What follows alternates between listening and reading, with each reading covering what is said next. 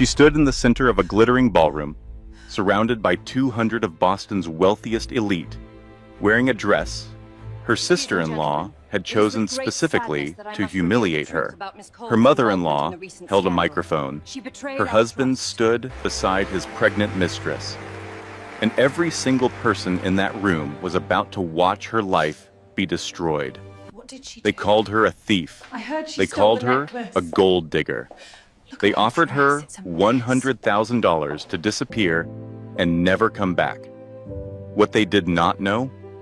The woman they were trying to destroy had secretly built a $47 million empire. While they mocked her thrift store clothes, she was running a company worth more than their entire family fortune. But here is where the story gets interesting. She did not reveal her secret that night. She let them humiliate her. She let them arrest her. She let them think they had won. Because Margaret Cole was not just wealthy, she was patient, and she was about to teach the Harrison family a lesson they would never forget. What happens when a woman who has been underestimated her entire life finally decides to fight back? What happens when the people who tried to destroy her discover that she was the most dangerous person in the room all along? This is a story about survival, about secrets, about the kind of revenge that does not come from anger, but from strategy. And I promise you, you will not see the ending coming. Value statement and story meaning. Before we begin, let me tell you why this story matters. This is not just entertainment. This is a blueprint. Every woman who has ever been told she was not good enough, every person who has been dismissed because of where they came from, every survivor who built themselves from nothing while the world looked the other way, this story is for you. You will learn why documenting everything can save your life. You will understand why a secret freedom fund is the most important investment you will ever make. And you will see exactly what happens when patient people finally decide to stop being patient. The meaning of this story is simple. Where you come from does not determine where you end up. The people who underestimate you are giving you your greatest advantage. And sometimes, the quietest person in the room is the most powerful one. The mirror never lies, but Margaret Cole Harrison had learned to lie to it. She stood in the cramped guest bathroom of the Wellesley Colonial at 5:15 in the morning, the October darkness pressing against the frosted window like something hungry. The house was silent, except for the distant hum of the heating system and the soft sounds of her husband Nathaniel sleeping in the master bedroom down the hall. She had not slept in that room for 8 months now. He needed space, he said. He was stressed about work, he said. The fund was underperforming, he said. She understood, she said. She understood far more than he would ever know. Maggie studied her reflection in the vanity mirror, cataloging the woman she saw there. 34 years old, brown hair that fell past her shoulders, and waves she had learned to tame with products that cost less than what Genevieve Harrison spent on a single lunch. Hazel eyes that had seen too much and learned to show too little. A face that could be pretty, she supposed, if she tried. But trying attracted attention, and attention was dangerous.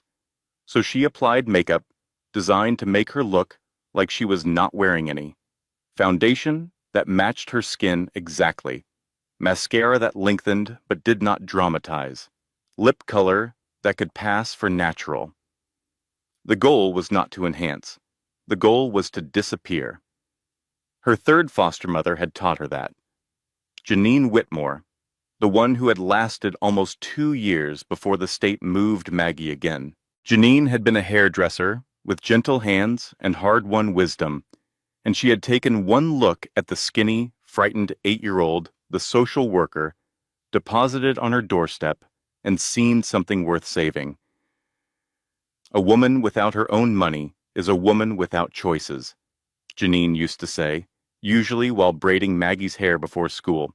And a woman who shows what she has is a woman who gets it taken away. You learn to keep things hidden, baby girl. You learn to survive. Maggie had been 8 years old. She had never forgotten. She finished with the makeup and reached beneath the sink, past the cleaning supplies and extra toilet paper and the basket of guest soaps that Genevieve had insisted she stock, even though no guests ever came. Her fingers found the hollowed-out book she had placed there 3 years ago, a hardcover copy of Pride and Prejudice that no one in this house would ever think to open. Inside was a phone. Not the phone Nate knew about, the one with the cracked screen that he said she did not need to replace because she barely used it anyway. This phone was new, purchased with cash from a store in Worcester, registered under a name that existed only on paper. This phone was encrypted with software that would take the NSA a week to crack. This phone connected her to the life she had built in the shadows, while everyone around her assumed she was nothing. 12 notifications waited for her. Her financial consulting platform, ClearPath Advisory, had processed $43,000 in transactions overnight. 3 new enterprise clients had signed contracts totaling another $90,000 in annual revenue. Ruth had sent a message at midnight. Call me when you can. Important. We need to talk about the Morrison account. Maggie allowed herself exactly 30 seconds to feel the warmth of that success, to remember who she really was beneath the mask of the disappointing daughter-in-law. She had built ClearPath from nothing, from a laptop she bought at a pawn shop, from free Wi-Fi at public libraries, from nights spent studying accounting and finance, while Nate thought she was watching television downstairs because she did not want to disturb his sleep. She had started with small clients, individuals who needed help managing their money but could not afford the fancy firms that charged hundreds of dollars an hour. She had grown through word of mouth, through referrals, through the radical act of treating people with respect, regardless of how much money they had. Now ClearPath was worth $47 million. She had 93 employees she had never met in person. She had contracts with companies whose names appeared in the Wall Street Journal. She had built an empire while pretending to be a housewife who could barely balance a checkbook. And no one knew, not Nate, not his mother, not the army of Harrison family lawyers and accountants who surely would have discovered everything if they had ever thought to look. But why would they look? Margaret Cole Harrison was nobody. Margaret Cole Harrison was a charity case, a gold digger, white trash who had somehow fooled their golden boy into marriage. Margaret Cole Harrison did not merit investigation. That was exactly how she wanted it.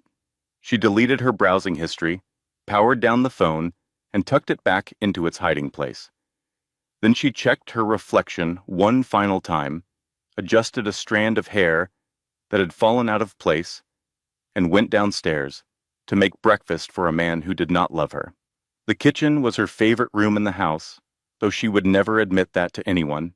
It was large and modern, all granite countertops and stainless steel appliances, designed by an interior decorator whose name Genevieve dropped at every opportunity. But in the early morning, before the rest of the world woke up, it belonged to Maggie. The first light of dawn creeping through the windows, the smell of coffee brewing, the simple pleasure of routine. She moved through the space with practiced efficiency, pulling eggs from the refrigerator, bread from the pantry, butter from its dish by the stove. Nate liked his eggs scrambled soft, his toast barely brown, his coffee exactly 175 degrees, with 2 sugars and a splash of cream. She had learned his preferences with the attention of a woman who knew that small comforts purchase temporary peace. She was plating the eggs when she heard him coming down the stairs. His footsteps were heavy, irritated, the tread of a man who resented having to wake up at all. She arranged her face into pleasant neutrality and turned. "Good morning," she said. Nate grunted without looking at her. He was already scrolling through his phone, his brow furrowed, his jaw tight. He was handsome in the way that money made men handsome, with a sharp jaw and professionally cut hair and clothes that were pressed by someone whose name he did not know.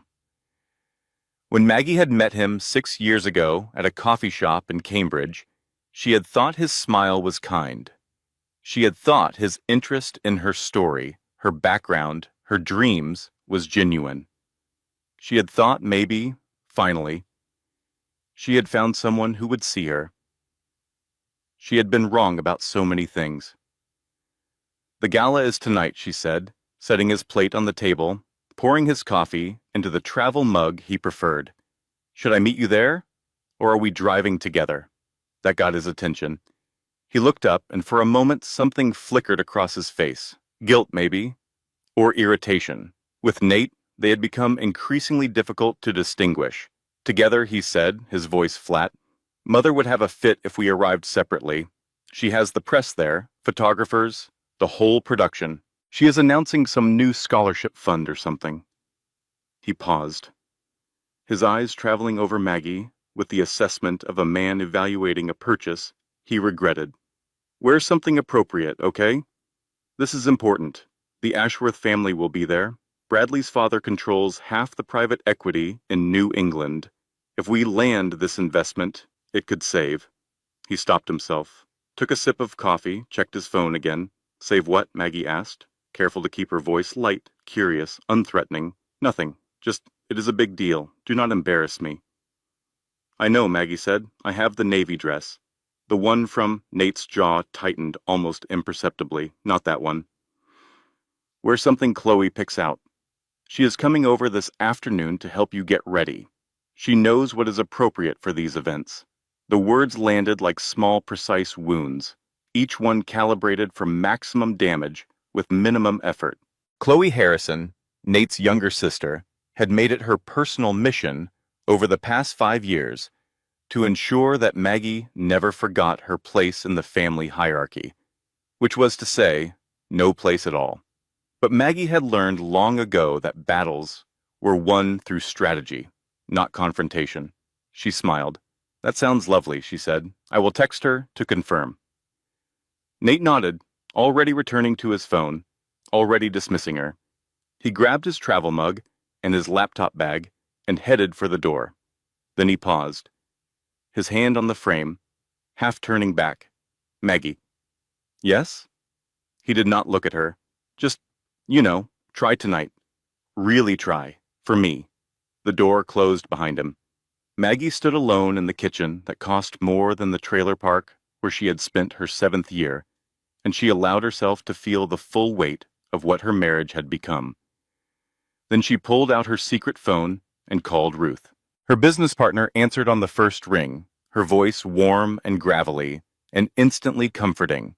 "Mija, I was just about to call you again. We have a problem." Ruth Mendez had been the first person in Maggie's adult life to see her clearly. They had met in a community college accounting class when Maggie was 19 and Ruth was 46, both of them starting over in different ways. Ruth had spent 20 years with the IRS, clawing her way up from secretary to senior auditor, before burnout and a bad divorce had sent her looking for a new path. She had watched the quiet girl in the front row ace every exam while working 3 jobs. And she had recognized something in her that others had missed. Potential, hunger, the particular intelligence of someone who had learned to survive. They had become study partners, then friends, then something closer to family.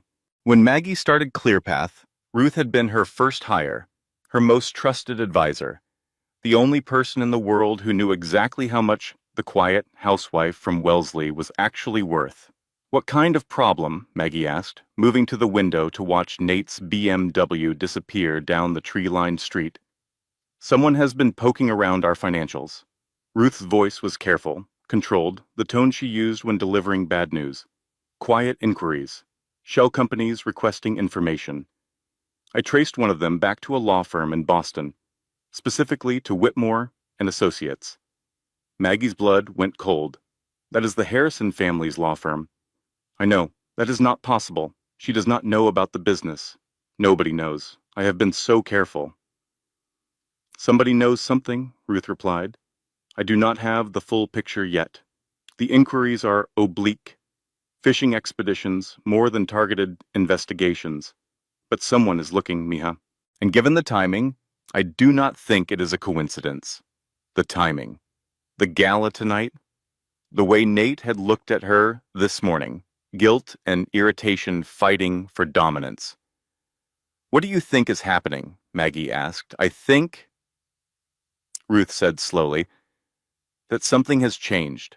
I think you need to be very careful tonight. Watch your back. And maybe, just maybe, start thinking about an exit strategy. I have been thinking about that for 3 years. Then maybe it is time to stop thinking and start planning. After the call ended, Maggie stood motionless in her silent kitchen, watching the morning light strengthen through the windows. The Harrison family had spent 5 years treating her like dirt beneath their designer shoes. They called her white trash when they thought she could not hear. They excluded her from family photos. They made pointed comments about breeding and background and the importance of marrying well. They had made it abundantly clear that Nathaniel Harrison III had married beneath him, and they were simply waiting for him to come to his senses. But they had never actively investigated her. They had never considered her important enough to investigate. Something had changed. And Maggie had a terrible feeling that tonight, at the gala, she was going to find out what. She looked at the invitation on the counter, the thick cream cardstock with the embossed Harrison Family Foundation logo. Genevieve had sent it with a handwritten note in her elegant, terrible script. Do try to be on time, Margaret. First impressions matter, even for those making them repeatedly. Maggie picked up the invitation and studied it. Every instinct she had developed in 18 years of foster care, in 20 years of building herself from nothing, was screaming at her. Something was wrong. Something was very wrong. But she had survived worse than the Harrison family. She had survived parents who abandoned her, foster homes that broke her, a system designed to make children like her disappear. She had clawed her way from nothing to a secret empire worth $47 million, all while playing the role of the disappointing daughter-in-law. Whatever they were planning, she would face it. She would survive it. She always did. She just had to get through one more night. The afternoon arrived with Chloe Harrison and 2 garment bags full of humiliation. Maggie opened the front door to find her sister-in-law already pushing past her, phone pressed to her ear, voice pitched in the performative brightness of someone who was always performing. No, I am literally at her house right now, Chloe was saying, loud enough for Maggie to hear every word. I know. It is like a charity project. Someone has to help her, right? She is completely hopeless. Hold on. Let me send you a picture of what she was going to wear. You are going to die. She held up her phone, snapping a photo of Maggie before Maggie could react, then returned to her conversation with a theatrical sigh. See? I told you. It is tragic. Okay? Love you, bye-bye. She hung up and turned to Maggie with a smile that did not come within a mile of her eyes. Chloe Harrison was 28 years old, professionally blonde, and engaged to Bradley Ashworth, whose family money made the Harrisons look like struggling middle class. She had built a modest social media following by posting about her perfect life, her perfect fiancé, and her dedication to helping those less fortunate than herself. Maggie had learned that less fortunate usually meant her. Maggie, Chloe said, drawing out the name like it tasted unpleasant. We have so much work to do. Let us see what we are dealing with. What followed was an hour of subtle cruelty disguised as sisterly assistance. Chloe swept through Maggie's closet like a tornado, pulling out garments and holding them up with expressions of escalating horror. She photographed the worst pieces adding captions that Maggie could not see but could easily imagine. She made Maggie try on dress after dress from the garment bags she had brought, each one somehow wrong in a different way. The burgundy made her look washed out. The black was too severe. The floral was too young, or was it too old? Chloe could not decide. The green clashed with her complexion. The gray was depressing. On and on it went, a parade of rejection that left Maggie standing in her underwear in the middle of her own bedroom, while her sister-in-law circled her like a predator evaluating wounded prey. Finally, after what felt like hours, Chloe presented her choice. It was pink. Not a soft, flattering pink, but an aggressive, dated pink that had been fashionable perhaps 5 years ago. The cut was boxy, unflattering, designed for a body type that was not Maggie's. The fabric was cheap despite its designer label, the kind of material that wrinkled if you looked at it wrong. Perfect, Chloe declared, holding the dress up against Maggie's body. It is so you. Maggie looked at herself in the mirror. The dress made her look washed out and shapeless, older than her years, exactly like the charity case the Harrisons believed her to be. It was, she understood, exactly the point. Thank you, she said, because she had learned that the fastest way through these encounters was compliance. Resistance only prolonged the torture. It is lovely. Chloe Batwoman. Already tapping on her phone, I am going to post about this. My followers love a makeover story. It really shows my philanthropic side. You know, like, I do not just donate money. I donate my time, my expertise. She angled the camera toward Maggie. Smile. Maggie smiled. Now, let us talk about hair, Chloe continued, circling behind Maggie to examine her head with the intensity of a scientist studying a particularly disappointing specimen. We cannot do anything about the color, obviously. Not enough time. But maybe if we pull it back, tight, it would help with the, you know. She gestured vaguely at Maggie's face. The what? Maggie asked, her voice carefully neutral. You know. Chloe waved her hand again. The whole situation. By the time Chloe left, satisfied with her work, Maggie stood alone in her bedroom staring at the pink dress laid out on the bed, like evidence at a crime scene. She thought about the navy dress, hanging in the back of her closet, the one she had bought with her own money from a small boutique in Cambridge, the one that fit her perfectly and made her feel like the woman she actually was, instead of the woman the Harrisons needed her to be. Then she thought about Ruth's warning. Someone was investigating her. Someone knew something. Tonight was not the night to draw attention, not the night to deviate from the script the Harrisons had written for her. She would wear the pink dress, she would pull her hair back tight, she would smile and nod and be invisible, the same way she had been invisible for 5 years. But before she left, she did one thing for herself. She opened her jewelry box, a simple wooden case that had been a gift from Janine, her third foster mother, on the day Maggie had aged out of the system. Inside, beneath the costume jewelry and the practical pieces, was a small velvet pouch. She opened it and pulled out a bracelet. Simple pearls, not expensive, but luminous in the afternoon light. They had been a gift from her neighbor Helen, the retired family court judge, who lived alone in the house next door and who had become something like a grandmother to Maggie over the past 3 years.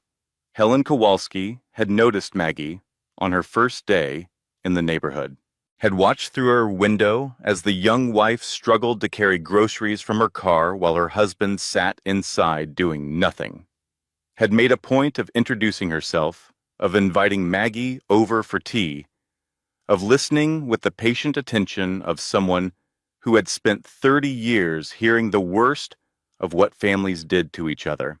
These were my mother's, Helen had said, pressing the bracelet into Maggie's hands on a cold December afternoon last year.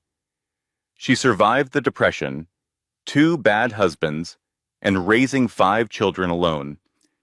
She used to say pearls were her armor, that they absorbed the negativity around them. Every cruel word, every harsh look, they took it so she did not have to. Maggie clasped the bracelet around her wrist and felt, for just a moment, a little less alone. She checked her reflection one final time. The pink dress was as unflattering as she had expected. Her hair, pulled back in the severe style Chloe had insisted on, made her face look pinched and tired. She looked exactly like what the Harrisons wanted her to look like. A woman who did not belong. Her phone buzzed. A text from a number she did not recognize. "Tonight is going to be fun. See you there." Maggie stared at the message, a chill running down her spine. She did not respond. She screenshotted it and sent it to Ruth. Then she went downstairs to wait for her husband. Nate arrived home at 6:30, already irritated about something she would never be told. He glanced at her dress and nodded once, apparently satisfied that she looked sufficiently unremarkable. "Ready?" he asked, though it was not really a question. "Ready." They drove to the Boston Harbor Hotel in silence. The city lights smeared past the windows like wet paint, and Maggie watched them blur and blend, trying to quiet the anxiety that churned in her stomach. Something was going to happen tonight. She could feel it in her bones, the same instinct that had kept her alive through 18 years of foster care, through countless dangerous situations, through a lifetime of learning to read the weather before the storm hit. She just did not know what form the storm would take. The Harrison Family Foundation annual gala was, according to Genevieve Harrison, the social event of the fall season. She had been telling anyone who would listen for the past 3 months, making certain that everyone who mattered in Boston knew that an invitation to the Harrison Gala was a mark of status, a confirmation of belonging, a ticket to the inner circle of the city's elite. The ballroom at the Boston Harbor Hotel had been transformed into a glittering assault on the senses. Crystal chandeliers cast prismatic light across white linen tablecloths. Thousands of white roses filled towering arrangements on every surface. A string quartet played Vivaldi in one corner, while uniformed servers circulated with trays of champagne and hors d'oeuvre that cost more per bite than Maggie had spent on groceries for a month in her previous life. 200 guests filled the space, and Maggie felt every single one of them look at her as she entered on Nate's arm. The looks were brief, dismissive, the kind of glances reserved for furniture or staff. They took in her pink dress, her severe hair, her obvious discomfort, and they categorized her instantly. The wife, the embarrassment, the cautionary tale about what happened when Harrison men thought with something other than their heads. Nate felt the looks too. His jaw tightened.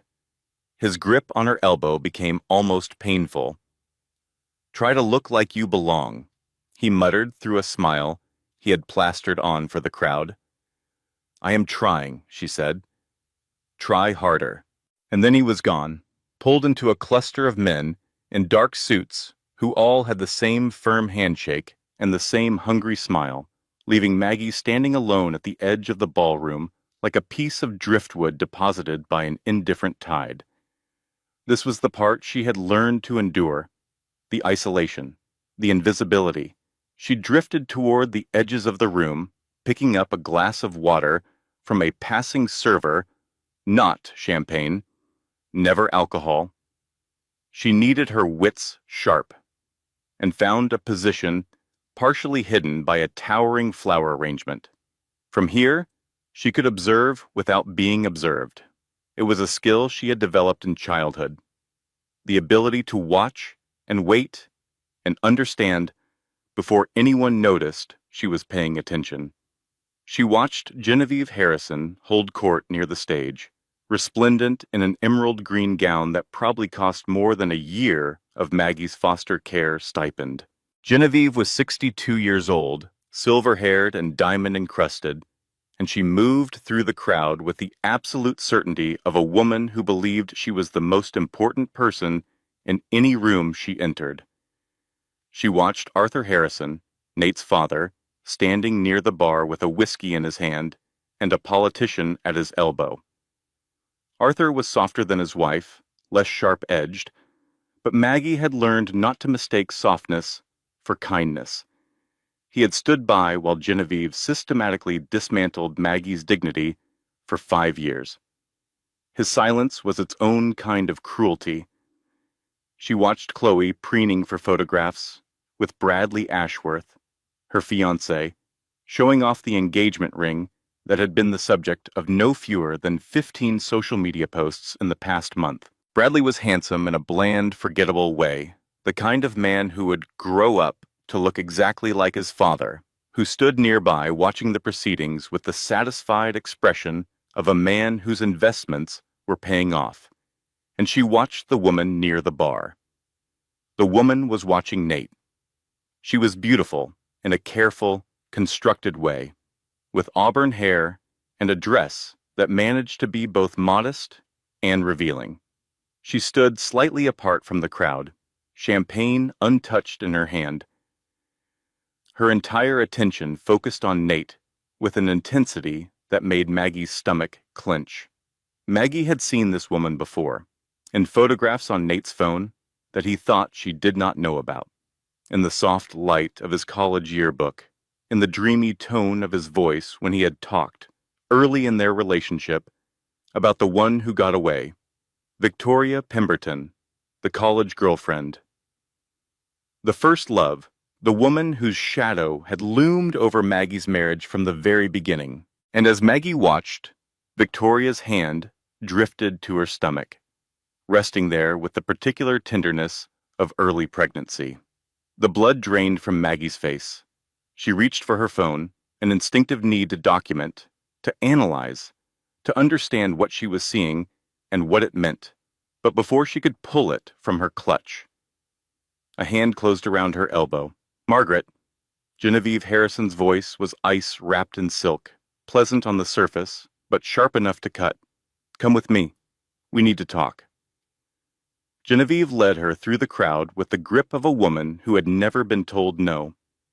They passed the bar, the silent auction tables, the string quartet that had moved on to Bach, and finally emerged through a set of glass doors onto a small terrace overlooking the harbor.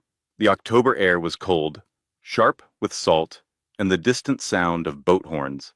The city skyline glittered across the water, beautiful and indifferent. Maggie shivered in her thin dress, but she did not ask to go back inside. She knew better than to show weakness. Genevieve released her arm and turned to face her. In the dim light from the ballroom, her face was all angles and shadows, beautiful in the way that marble statues were beautiful and about as warm. "I am going to be direct with you, Margaret." Maggie resisted the urge to rub her arm where Genevieve's fingers had dug in. "Of course, Mrs. Harrison. You have been a disappointment to this family since the day my son brought you home." The words landed without softening, without preamble, delivered with the matter-of-fact brutality of a woman who had never had to consider anyone's feelings but her own. "No family," Genevieve continued, ticking off the list on her manicured fingers. "No money, no connections, no breeding, no education worth mentioning. You offered nothing, Margaret.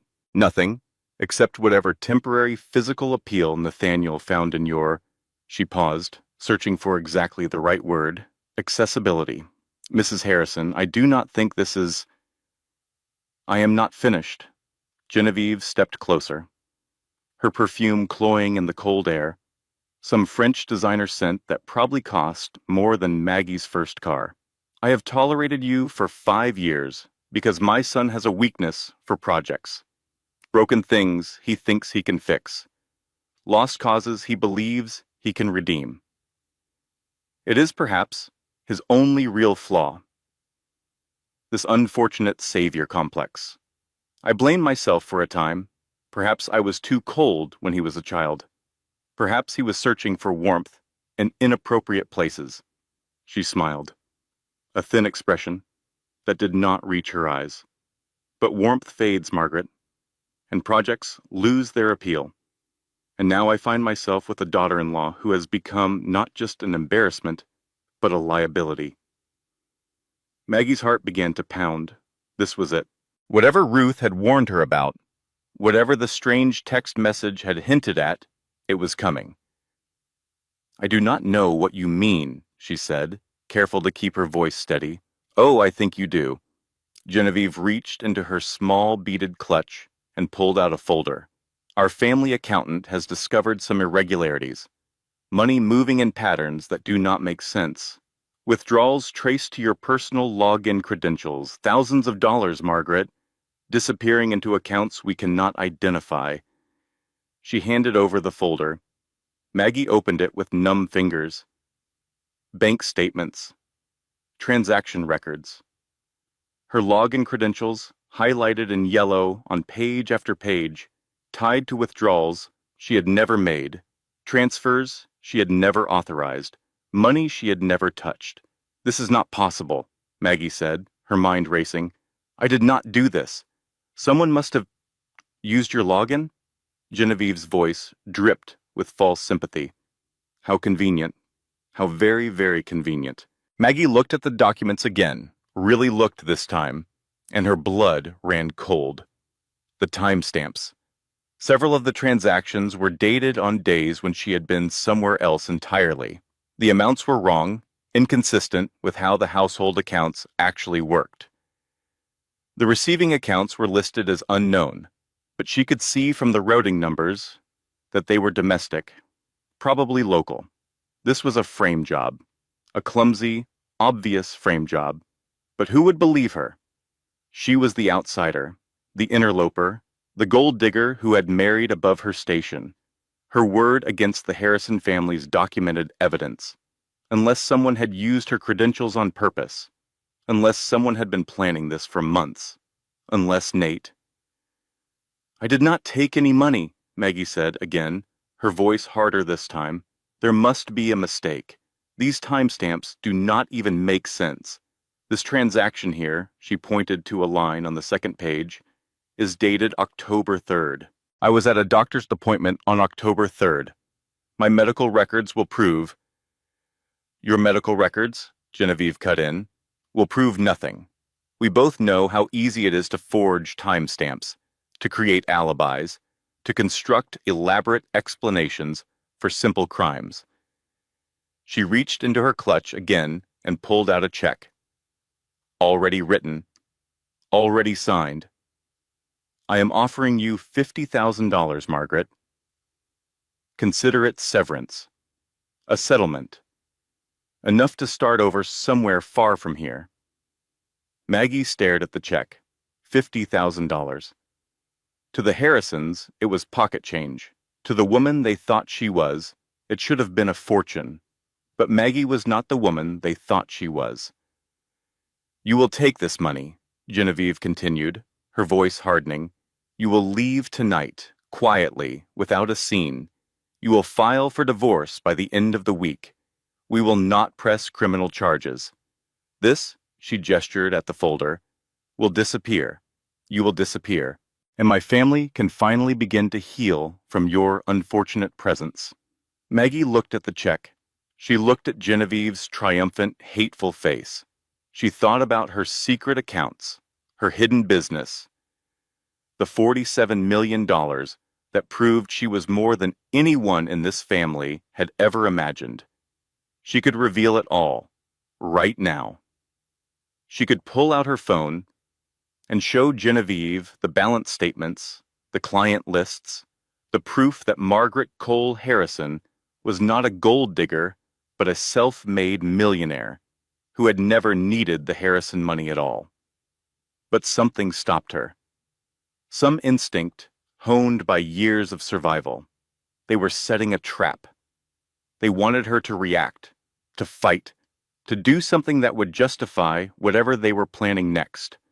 And revealing her business now, before she understood the full scope of their attack, would only give them another weapon to use against her. I am not taking your money, Maggie said slowly, and I am not leaving my husband. Genevieve's expression flickered, surprise breaking through the mask for just a moment before the ice reassembled. I am not asking. Before Maggie could respond, the terrace door opened, and Chloe appeared, her phone in hand, her eyes bright with malicious excitement.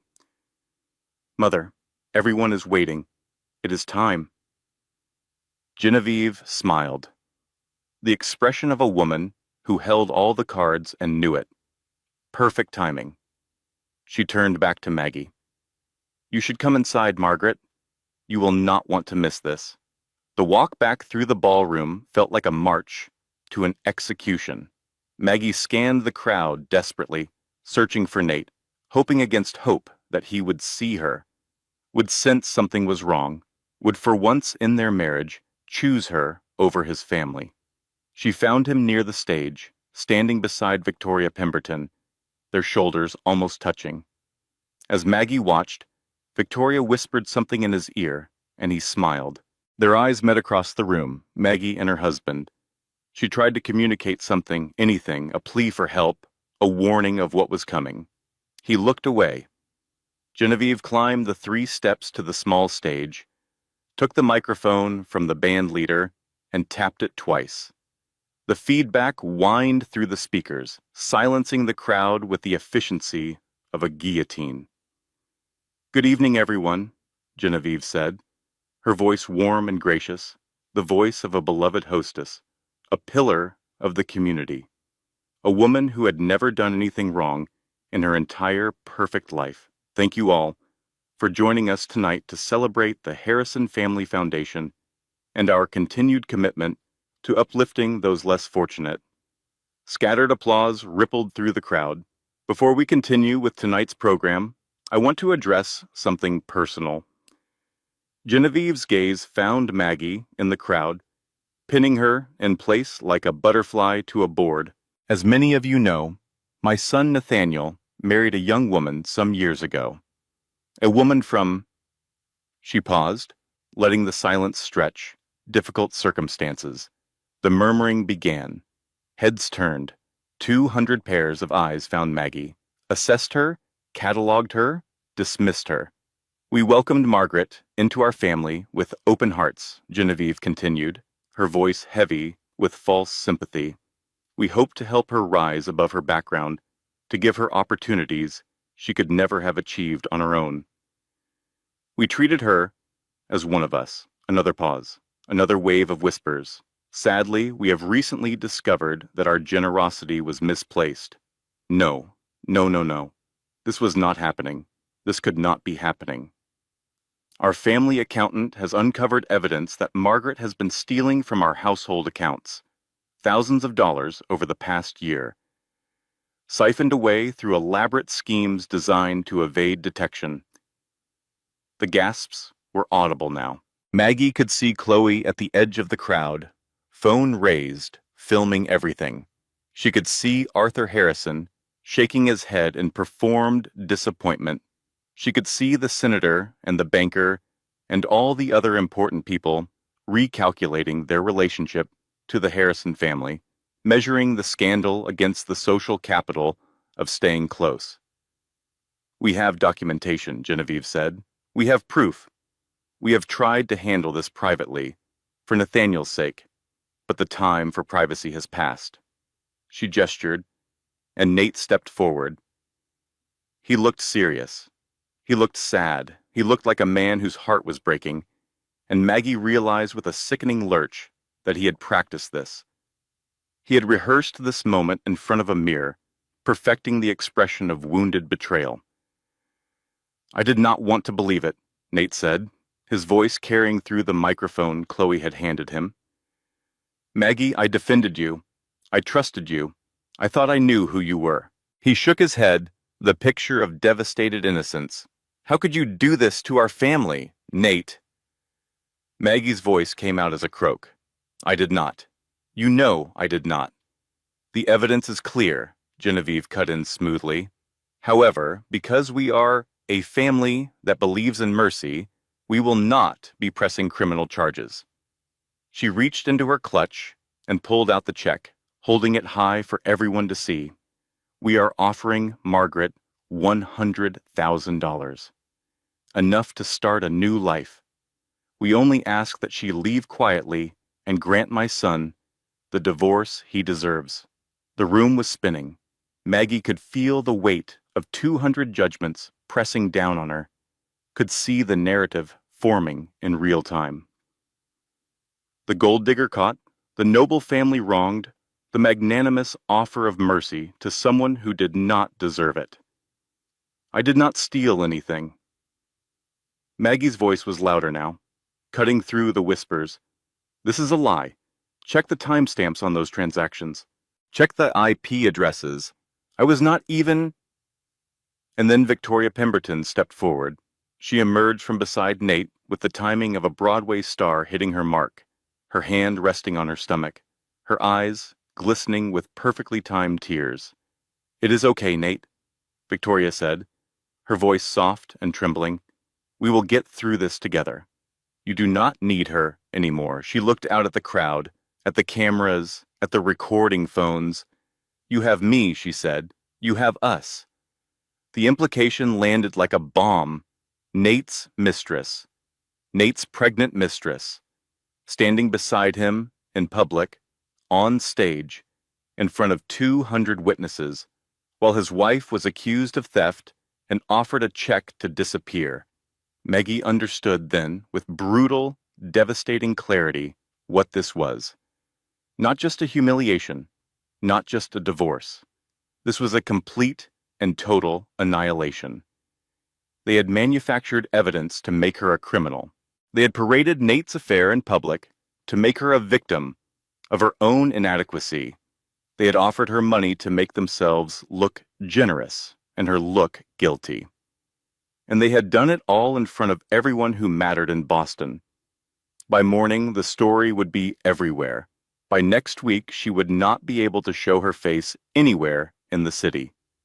By next month, the Harrisons would have rewritten history so thoroughly that no one would remember she had ever been anything but exactly what they claimed: a gold digger, a thief, a cautionary tale. Genevieve extended the check toward her, triumph barely concealed beneath false sympathy. "Take it, Margaret.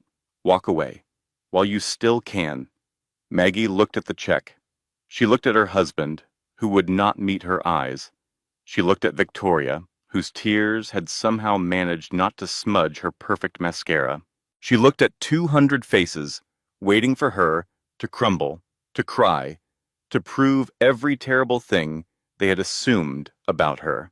And something in Maggie, something that had been sleeping for 5 years, something forged in 18 years of foster care and 20 years of fighting for survival, finally woke up.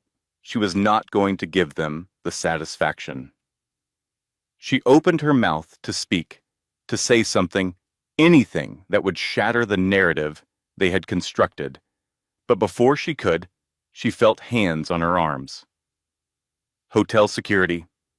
2 men in dark suits with earpieces and neutral expressions, appearing at her sides with the efficiency of a well-rehearsed drill. "Ma'am," one of them said quietly, "we need you to come with us. I have not done anything wrong. There has been a report filed with the Boston Police Department. We need to escort you from the premises while they sort this out." The police. Maggie looked at Genevieve, who had resumed her expression of sorrowful sympathy, and understood. This was not just a public humiliation. They were having her arrested. They had manufactured evidence, created a paper trail, and called the police in advance. The timing was too perfect. The security response was too fast. Everything had been choreographed down to the last detail. "Nate." Maggie made one final appeal, her voice cracking. "Look at me. You know I did not do this. You know." But Nate was already turning away, Victoria's hand in his, walking toward his mother's approving smile. The security guards led Maggie through the ballroom.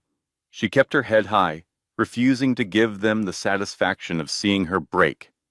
But she could hear the whispers, the camera phones clicking, the narrative being constructed in real time. The guards took her through the service corridors, past the kitchen staff who pretended not to notice, past the loading dock where deliveries came in, and finally to the hotel's service entrance, where two Boston police officers waited beside a cruiser with its lights off.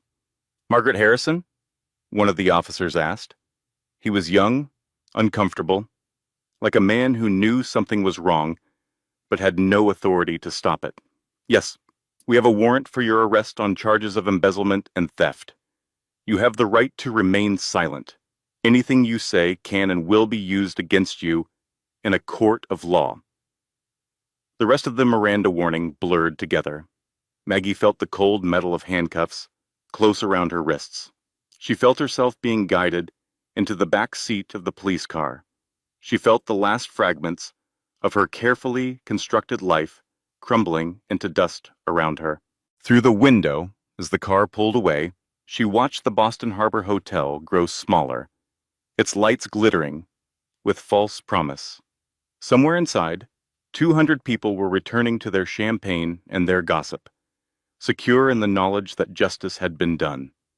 Somewhere inside, the Harrison family was celebrating, and Margaret Cole Harrison, sitting in the back of a police car in a ridiculous pink dress, with her hands cuffed behind her back, began to plan. The holding cell at the downtown Boston precinct smelled like disinfectant and despair. Maggie sat on the metal bench, her back against the cold concrete wall, counting the cracks in the ceiling to keep her mind from spiraling. The pink dress was wrinkled beyond repair. Her hair had come loose from its severe style, hanging in limp strands around her face. Helen's pearl bracelet pressed against her wrist, the only comfort in this fluorescent hell. She had been in worse places. That was what she kept telling herself.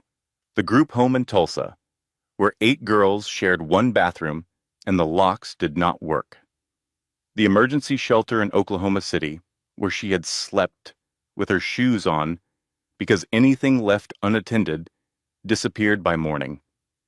The back seat of her first car, a rusted Toyota Corolla she had bought for $600, which had been her home for 3 months after she aged out of the foster care system at 18. This was bad, but she had survived bad before. She would survive this too. The night crawled past in increments of fluorescent light and distant sounds. Voices from other cells, angry or pleading or resigned. The occasional slam of a heavy door, the murmur of officers changing shifts, discussing football scores and weekend plans as if the world were normal, as if lives were not being destroyed in the cages around them. Maggie dozed fitfully on the metal bench, waking each time with the sharp disorientation of someone who had forgotten where she was, followed immediately by the crushing weight of remembering. At some point in the early hours, a female officer appeared at her cell. Middle-aged, tired, with the weathered face of someone who had seen too much and stopped being surprised by any of it. "Harrison," she said, "you made bail." Maggie stood on legs that felt like they belonged to someone else. She followed the officer through processing, signed papers she barely read, collected her belongings, a clutch purse containing a phone with a cracked screen and $73 in cash, and emerged into the gray October morning. Ruth was waiting on the sidewalk. Her business partner looked like she had not slept. Her silver, streaked hair was pulled back in a hasty ponytail, and she wore yoga pants and an old college sweatshirt, as if she had jumped out of bed and come straight here. She was holding 2 cups of coffee, like weapons. "You look terrible," Ruth said. "You should see the other guy." Ruth did not laugh. She pulled Maggie into a fierce hug, and for a moment, just a moment, Maggie let herself be held. "Come on," Ruth said, pulling back. "Car is this way. We have a lot to talk about." They drove through the waking city in Ruth's sensible Honda, which smelled faintly of the lavender air freshener her late husband had liked. Maggie wrapped her hands around the coffee cup, letting the warmth seep into her bones. "Tell me everything," Ruth said. So Maggie did. The confrontation with Genevieve on the terrace, the public accusation, Victoria's pregnancy announcement, Nate's betrayal, the arrest, all of it, spilling out in a monotone that she barely recognized as her own voice. When she finished, Ruth was silent for a long moment. "I got the bail lowered," she finally said. "Found a public defender named James Wheeler. He is young, but he is smart, and he is already suspicious about the evidence. The timestamps do not match, Maggie. I pulled what I could before they froze our access, and at least 3 of those transactions happened when you were verifiably somewhere else. So the case will be dismissed, eventually. Probably. But that is not the real problem." Ruth pulled into the parking lot of her apartment building and killed the engine. She turned to face Maggie. "I checked our accounts this morning. ClearPath, your personal holdings, everything, and frozen. All of it. Somebody filed a fraud report claiming that your entire business is a vehicle for money laundering. They connected it to the Harrison embezzlement charges, claimed the stolen money was being funneled through ClearPath to hide the trail. That is insane. The business is completely legitimate. I have 5 years of audited financials. I know, and we will prove it. But right now, as of this morning, you have nothing. No access to any of your accounts. No way to pay lawyers or investigators or anyone else who could help you fight this." The words hit like physical blows. $47 million. 5 years of work. Gone. "How is this possible?" Maggie asked, her voice barely audible. "How did they even know about the business? I was so careful." Ruth hesitated. "I have a theory, but you are not going to like it. Tell me."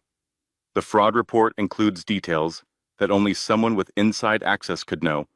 Account numbers, routing information, the structure of your holding companies. Ruth met her eyes. "I think Nate found your hidden phone, Miha. Months ago, maybe longer. I think he has been planning this for a very long time." Maggie closed her eyes. The trip to the Bahamas, the one Nate had taken in February, supposedly for a work conference. She remembered now.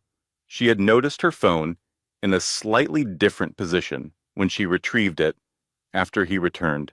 She had dismissed it as paranoia. She had been right. She just had not been paranoid enough. "So I have nothing," Maggie said. "You have me." Ruth reached across and took her hand. "You have your brain, and you have something the Harrisons do not have." "What is that?" "Nothing left to lose." Ruth's apartment was small and cluttered and unbearably warm. Plants filled every windowsill, some thriving, and some optimistic casualties of neglect. The walls were covered with photographs of Ruth's late husband, her extensive network of nieces and nephews, her travels through Mexico and South America, in the years before she settled into the quiet life of a retired accountant. The whole place smelled like coffee and cumin and the particular warmth of a home that was genuinely lived in. "Shower," Ruth commanded, pointing Maggie toward the bathroom. "I will find you some clothes. Then we eat. Then we plan." The hot water felt like absolution. Maggie stood under the spray until her skin was red, watching the remnants of her old life swirl down the drain. The makeup Chloe had insisted on, the hairspray that had held her prison style in place, the last traces of the woman she had pretended to be for 5 years. When she emerged, wrapped in a borrowed robe that smelled like Ruth's fabric softener, she found her business partner at the kitchen table with 2 legal pads, a laptop, and the expression of a woman preparing for war. "Okay," Ruth said. "Let us figure out what we are dealing with. First, the criminal case. James Wheeler thinks we can beat it. The evidence is sloppy, clearly fabricated. Any competent forensic accountant will tear it apart in an hour. But that takes time, and in the meantime, your name is destroyed. And the business? Frozen indefinitely. The fraud report was filed using information that could only have come from you, which means someone with access to your credentials authorized it. Probably Nate, using your hidden phone. It is going to take months to unravel, maybe longer. Even if we prove everything is legitimate, the reputational damage might be permanent. Maggie absorbed this. Months, years maybe. Everything she had built, everything she had worked for, trapped behind a wall of bureaucratic suspicion. The business can survive, Ruth continued. It is solid. The clients are loyal. We just need to keep it running while we fight this. I can manage the day-to-day, keep the lights on, but I cannot access the accounts. Everything is frozen. So, what do we do? Ruth pushed one of the legal pads toward her. We start with what we have. You spent 5 years watching the Harrisons, observing them, learning their secrets.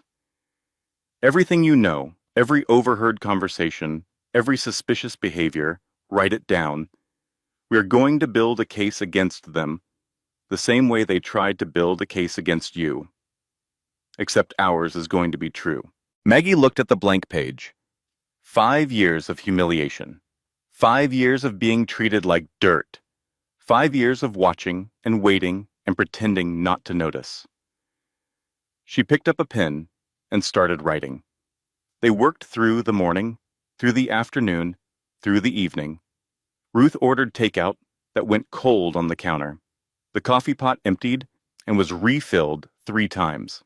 The legal pads filled with names and dates and details that Maggie had stored away without even realizing she was doing it.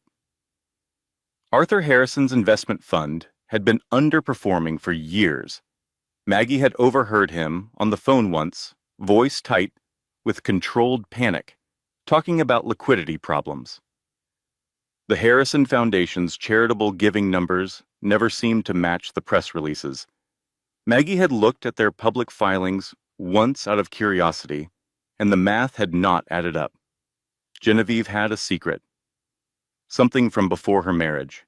Maggie had caught fragments of a conversation once, something about making sure the Scranton records never surfaced. Victoria Pemberton had been engaged before, to a man from Connecticut whose family had money. The engagement had ended suddenly, without explanation. It was not enough, not yet. But it was a start. Just after midnight, Maggie's phone buzzed. Not her secret phone, which was still hidden in the bathroom at the Wellesley house, but the cracked, neglected phone the Harrisons knew about. A text from an unknown number. You should have taken the check. Now it gets worse. Maggie showed it to Ruth. Ruth studied the message for a long moment, then she looked up at Maggie with fire in her eyes. They want you scared, she said. They want you to run. That means they are not finished. What do you think they are planning? I do not know, but I know someone who can find out. Who? My nephew, Darnell. He used to be a police detective before he started his own investigation firm. He is very good at finding things people want to stay hidden. Can we afford him? We cannot access any money. Ruth smiled. He is family, Mija. Family does not charge. Besides, he hates rich people who think they are above the law. This will be a personal pleasure for him. Maggie looked at the legal pads, at the laptop, at the half-eaten containers of cold Chinese food. She thought about everything she had lost in the past 24 hours. Her reputation, her marriage, her freedom, her money, and yet, somehow, she did not feel defeated. She felt angry. Call him, she said. Let us find out what the Harrisons are really hiding. Darnell Washington arrived at Ruth's apartment the next morning with a box of donuts and the calm, assessing manner of a man who had seen everything and been surprised by none of it. He was tall and broad-shouldered, with a shaved head and kind eyes that missed nothing. His handshake was firm, his voice was deep, and he carried himself with the quiet confidence of someone who knew exactly how good he was at his job. "Aunt Ruth told me everything," he said, settling into a chair at the kitchen table. He opened the donut box and gestured for Maggie to take one. "You have had a rough couple of days. That is one way to put it. Tell me about the Harrisons.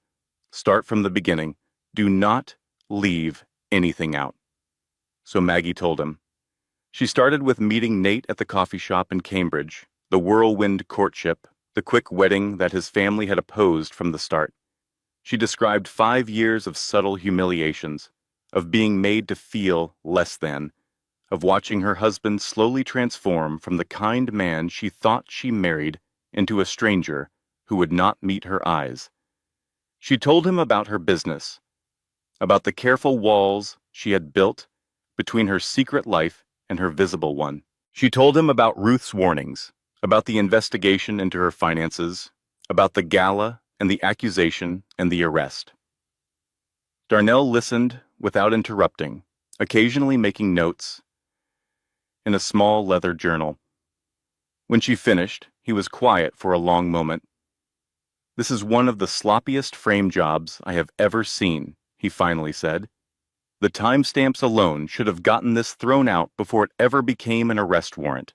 Either the Harrisons have judges in their pocket, or somebody rushed this through before anyone could look too closely." "What does that mean?" "It means they are scared." Darnell leaned forward, his eyes intense. "People who feel secure do not rush. They do not make mistakes. The fact that this was so sloppy tells me they needed you gone fast. The question is, why?" "Maybe because of Victoria," Ruth suggested. "The pregnancy announcement. If Nate is planning to replace his wife with his mistress, he needs the old wife discredited first." "That is part of it," Darnell agreed. "But $50,000 to make you disappear? 100,000 after you refused? That is nothing to a family like the Harrisons. If all they wanted was to get rid of you, they would have offered more. Made it worth your while." He flipped back through his notes. "You said Arthur Harrison has been having liquidity problems with his fund. You said the foundation's numbers do not add up. You said there is a secret in Genevieve's past. Yes. And now they are trying to make you look like a thief and a fraud. Trying to connect your legitimate business to their manufactured embezzlement charges. Yes." Darnell set down his pen. "Mrs. Harrison, I think the Harrisons are in serious financial trouble.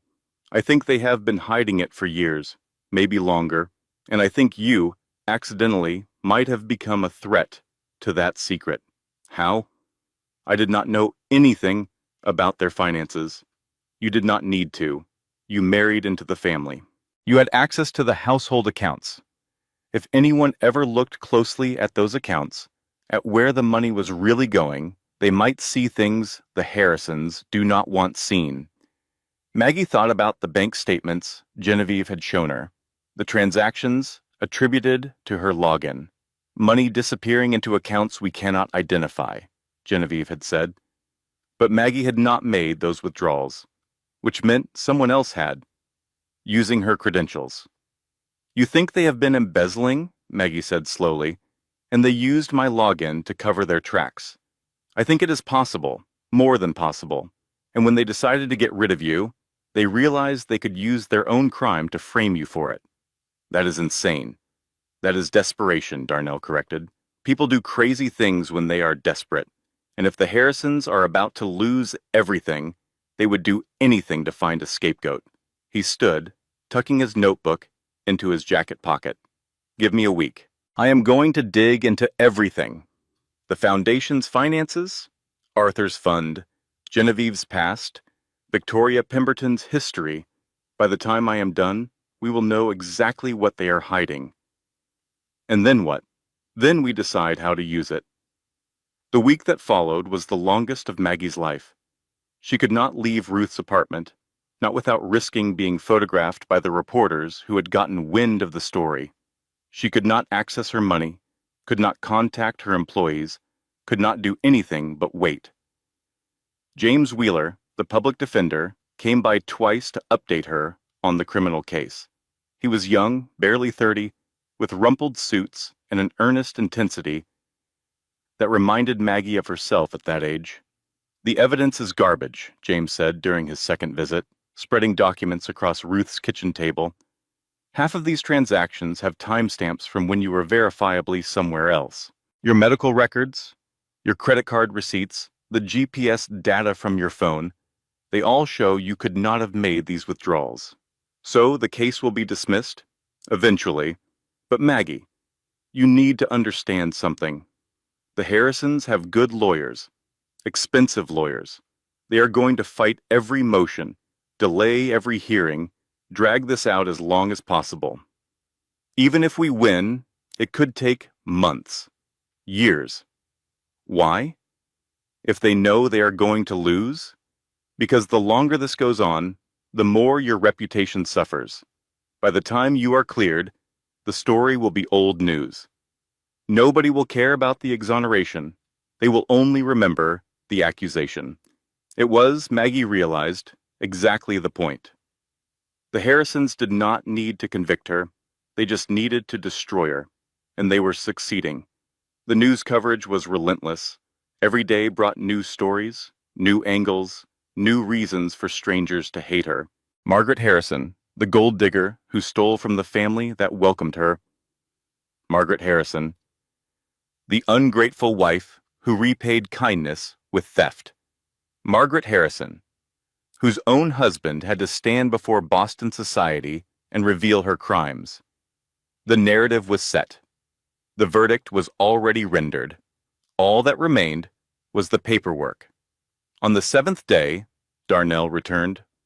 He came in the evening, after dark, checking over his shoulder as he climbed the stairs to Ruth's apartment. When Ruth opened the door, his face was grim. "We need to talk," he said.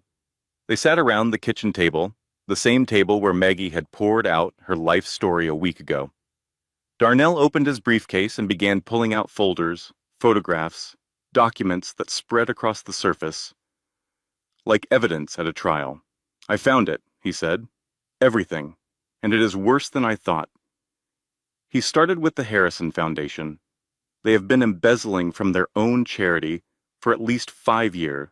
Darnell spread out financial documents, highlighted and annotated, millions of dollars that were supposed to go to scholarships and community programs, siphoned off into private accounts. They disguised it as administrative expenses, consulting fees, operational costs. But when you look at where the money actually went, it traces back to Arthur Harrison's personal investment fund. "The fund that has been underperforming," Maggie said. "The fund that was about to collapse." Darnell pulled out another folder. Arthur Harrison made a series of bad investments about 6 years ago. Tech startups that failed. A real estate deal that went south. He lost nearly everything. The only thing keeping the family afloat has been the foundation money. "That is fraud," Ruth said. "That is federal fraud," Darnell agreed. "Mail fraud, wire fraud, tax evasion. If this came out, Arthur Harrison would go to prison." He pulled out more documents. "But that is not all. You mentioned Genevieve has a secret. Something about Scranton?" Darnell smiled grimly. "Her maiden name is Miller. Genevieve Miller, born in Scranton, Pennsylvania. Her father was a factory worker. Her mother cleaned houses. She grew up poor, Maggie. As poor as you." Maggie stared at him. "That is impossible. She is always talking about her family's legacy. The Newport summers, the trust funds, all lies. She met Arthur Harrison at a society event when she was 22. She had managed to talk her way in somehow, and she caught his eye. They married within 6 months. By then she had invented an entire family history. The Millers of Scranton became the Millers of Newport. The factory worker father became a shipping magnate. The cleaning woman, mother, became a philanthropist. She has been lying about who she is for 40 years, and she will do anything to protect that lie. That is why she hates you so much, Maggie. You remind her of what she used to be. The irony was almost too much to process. Genevieve Harrison, who had spent 5 years making Maggie feel worthless for her background, came from the same background herself. And then there is Victoria, Darnell continued. He pulled out a final folder, thicker than the others. Victoria Pemberton is not who she claims to be either. What do you mean? Before Nate, she was engaged to a man named David Chen, old money family from Connecticut. The engagement ended suddenly about 18 months ago. No public explanation, but I talked to a former employee of the Chen family, and she told me what really happened. He opened the folder, revealing photographs, bank records, legal documents. Victoria claimed she was pregnant. She used that pregnancy to pressure David into proposing, into giving her access to his finances, into planning a wedding that would have made her part of his family forever. But then David got suspicious. He hired a private investigator, and he discovered that the pregnancy was fake. Fake? There was no baby. There was no... Victoria had been lying the entire time. The Chen family paid her a significant settlement to go away quietly and never contact David again. Ruth leaned forward. You think she is doing the same thing to Nate? I think it is more than possible. The timing of her pregnancy announcement, the way she appeared at the gala, as if on cue, the whole thing feels choreographed. Darnell looked at Maggie. And there is one more thing. Victoria has a sister, Rebecca Vance. She is a lawyer, specializes in family law and settlements. I found evidence that she was involved in at least 2 other cases where wealthy men were targeted by women claiming false pregnancies. You think they are running a con?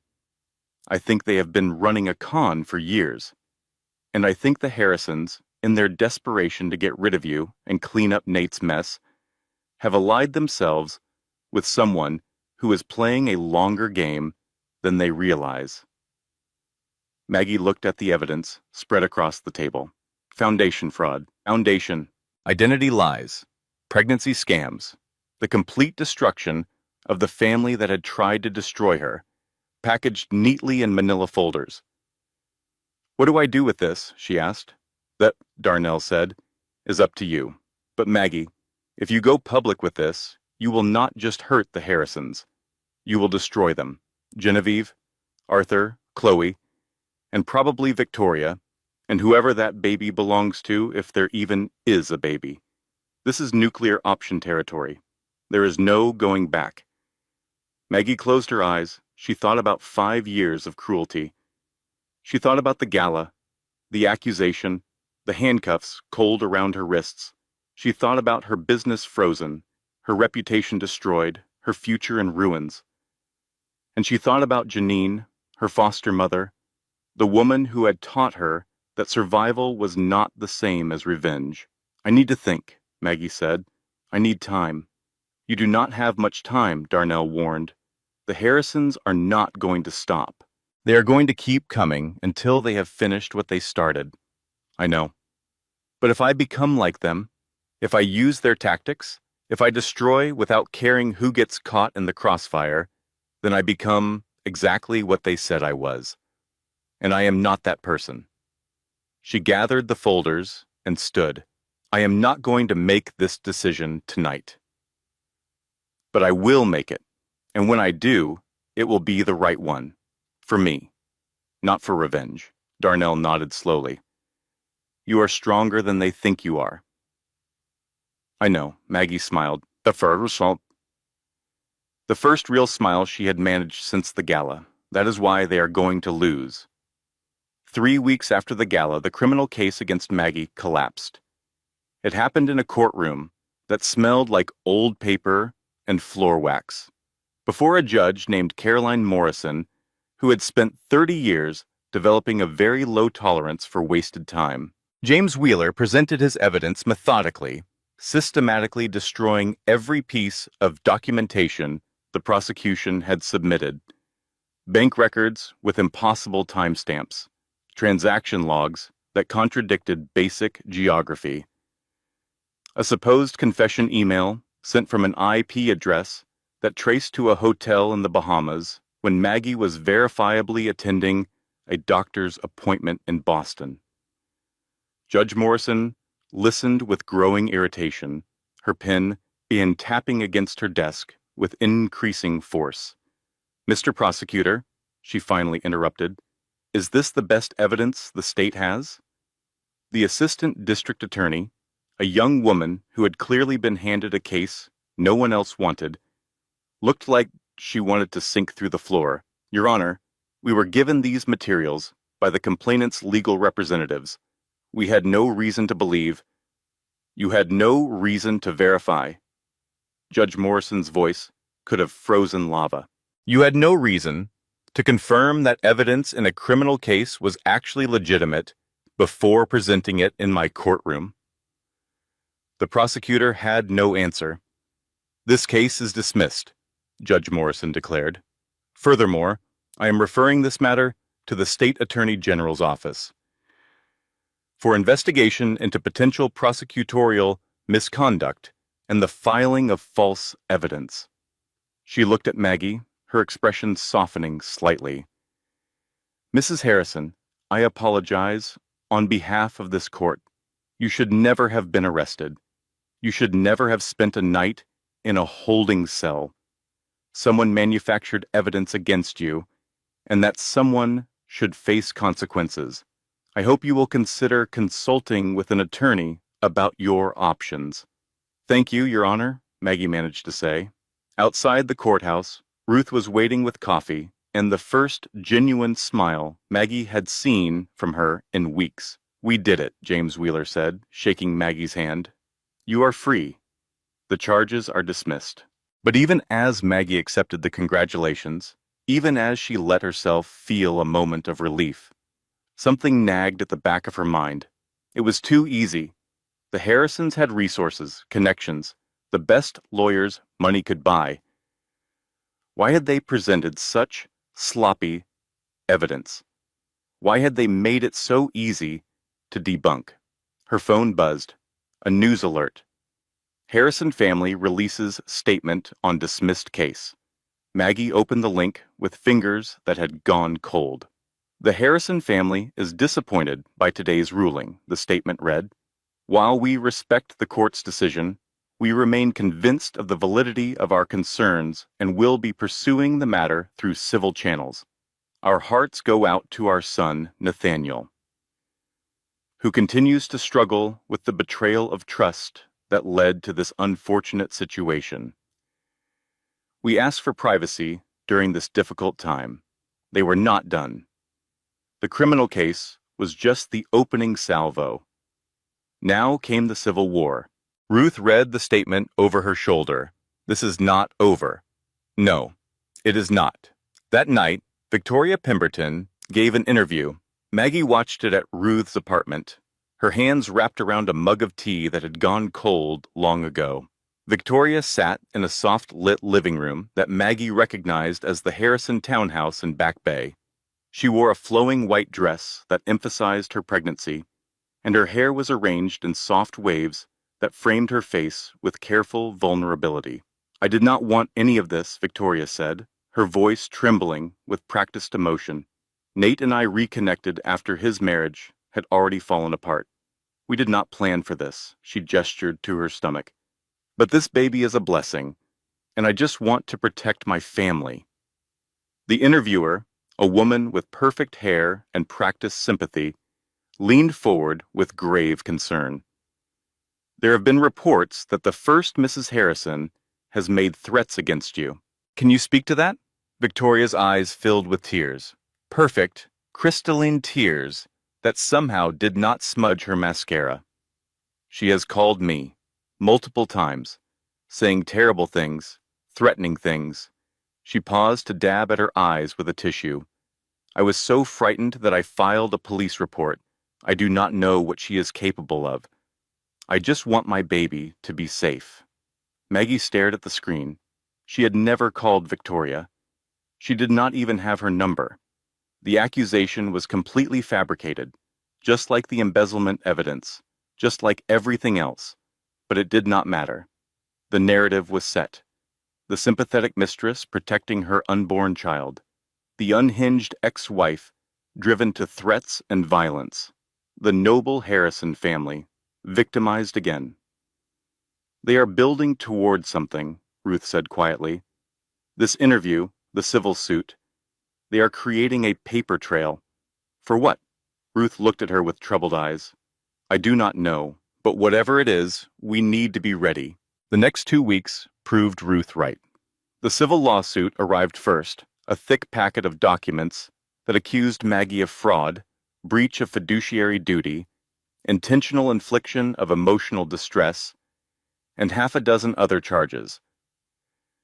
The Harrisons were seeking $20 million in damages, plus full ownership of ClearPath Advisory, which they claimed had been built with money stolen from their family. Then came the restraining order. Victoria Pemberton, citing the phone calls that had never happened, and threats that existed only in her imagination, secured a court order barring Maggie from coming within 500 feet of her, Nate, or any Harrison family property. Then came the leak. Someone, almost certainly Chloe's social media team, released photographs of Maggie being arrested at the gala, not the dignified walk through the lobby that she remembered, but a carefully selected series of images that made her look crazed, disheveled, dangerous. The photos were picked up by tabloid websites and spread across social media with comments that ranged from mocking to hateful. And then came the interview. Not Victoria, this time, someone claiming to be Maggie. Maggie found out about it the way she found out about most things now, through a text from Ruth. Turn on Channel 7 right now. The woman on screen was about Maggie's height and build, with similar coloring, but that was where the resemblance ended. She was an actress, Maggie would later learn, hired through an agency that specialized in corporate videos, and did not ask too many questions. But the audience did not know that. They saw a woman who claimed to be Margaret Cole Harrison, giving a tearful interview about her regrets. I was jealous, the fake Maggie said, her voice catching on cue. I saw what the Harrisons had, and I wanted it. I thought if I could just get close enough, I could take some of it for myself. She paused to wipe away a tear. Too much willingness to lie and cheat and destroy. They are never going to stop, Ruth. They are going to keep coming until there is nothing left of me. She stood and walked to the table. She picked up the folders, one by one. So, I am done waiting. I am done hoping someone else will fix this. I am done being the victim. What are you going to do? Maggie looked at her business partner, her friend, the woman who had believed in her when no one else would. I am going to fight back. And I am going to win. Elena Santos was not easy to find. The investigative journalist had spent 3 years documenting charity fraud in the Boston nonprofit sector, making powerful enemies at every turn.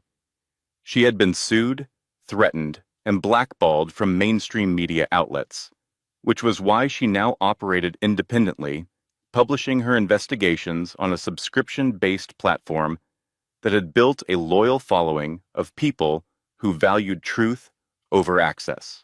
Darnell found her through a contact at the Boston Globe, a senior editor who had wanted to hire Elena years ago, but had been overruled by a publisher with too many society connections. She is the best, Darnell told Maggie. She is also careful. She does not publish anything she cannot prove 6 ways from Sunday. If she takes your story, she will not rest until she has verified every detail. How do I reach her? You do not. She reaches you. I passed along your information.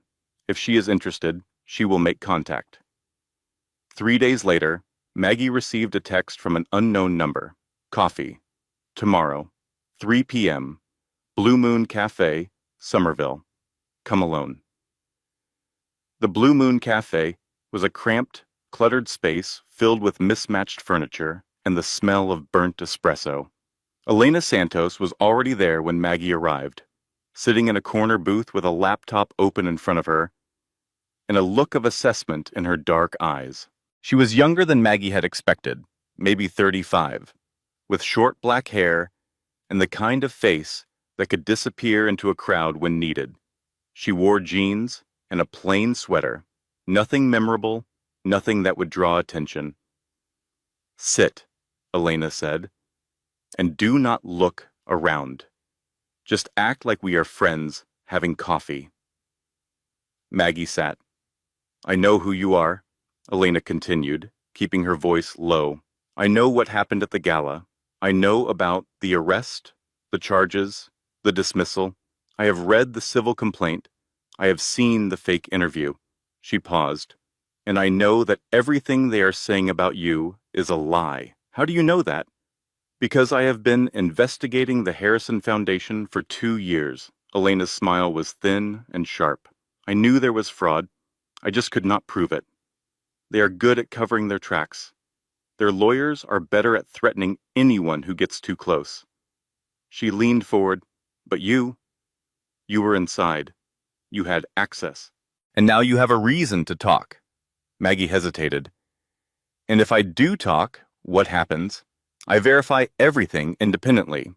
I do not publish based on one source. I do not publish based on grudges. I publish based on evidence. If what you are telling me is true, if you have documentation, I will find a way to confirm it. And then I will destroy them." "Why do you care?" Elena's expression hardened. "Because people like the Harrisons get away with everything. They steal from charities. They lie to the public. They destroy innocent people's lives. And they never face consequences because they have money and connections and lawyers." She paused. "I became a journalist to hold people accountable. The Harrisons are long overdue." Maggie looked at this woman, this stranger who was offering her a weapon. She thought about everything she had learned from Darnell: the foundation fraud, the embezzlement, Genevieve's secret past, Victoria's history of pregnancy scams. She thought about the fake interview, her own face and voice being used to confess to crimes she had never committed. And she made her decision. "I have evidence," Maggie said. "Detailed evidence. Financial documents. Testimony. Everything you need to prove what the Harrisons have been doing." Elena's eyes sharpened. "Where did you get it?" "A private investigator. Someone who knows how to dig." "Can he testify? Can he provide chain of custody documentation?" "Yes. Everything is documented. Everything is provable." Elena was quiet for a moment, studying Maggie's face. Then she nodded. "This is going to take time. I need to verify everything independently. I need to find additional sources. I need to make this bulletproof." "How long? 6 weeks? Maybe 8. She held up a hand as Maggie started to protest. "I know that feels like forever. I know they are going to keep attacking you, but if we rush this, if we publish before we are ready, they will find a way to discredit it. We need to be perfect. We need to be undeniable. And in the meantime, you stay quiet. You do not give interviews. You do not respond to accusations. You let them think they are winning." Maggie thought about 6 weeks of silence while the Harrisons continued their assault on her reputation. 6 weeks of being called a thief and a liar and a danger to society.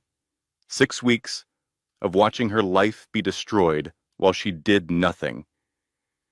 Then she thought about Janine, her foster mother. "A woman without her own money is a woman without choices," Janine used to say. But she had also said something else, something Maggie had not thought about in years. "Revenge is a meal that tastes better cold. Do not eat it while you are still angry. Wait until you can enjoy it." 6 weeks? Maggie said. "I can wait 6 weeks. Good." Elena closed her laptop. "I will be in touch." "And Maggie," she added as they both stood to leave, "if the Harrisons knew what was coming for them, they would not be able to sleep at night. Take some comfort in that." The 6 weeks that followed were brutal. The civil lawsuit proceeded through preliminary hearings, each one generating new headlines, new attacks, New reasons for strangers to hate Margaret Cole Harrison. The restraining order was upheld. The frozen accounts stayed frozen. Clear Path Advisory, Maggie's $47 million creation, slowly began to bleed clients who did not want to be associated with a fraud investigation. But Maggie endured. She spent her days at Ruth's apartment, working on the documentation Elena needed. She gave James Wheeler everything he asked for to fight the civil case. She let Darnell continue his investigation, finding more evidence, more witnesses, more ammunition, and she waited. Helen visited every few days, bringing casseroles and wisdom and the particular comfort of someone who had seen worse and knew that survival was possible. "I spent 30 years in family court," Helen said one afternoon, as they sat together on Ruth's small balcony, watching the autumn leaves fall. "I saw families destroy each other over money, over pride, over nothing at all. And do you know what I learned?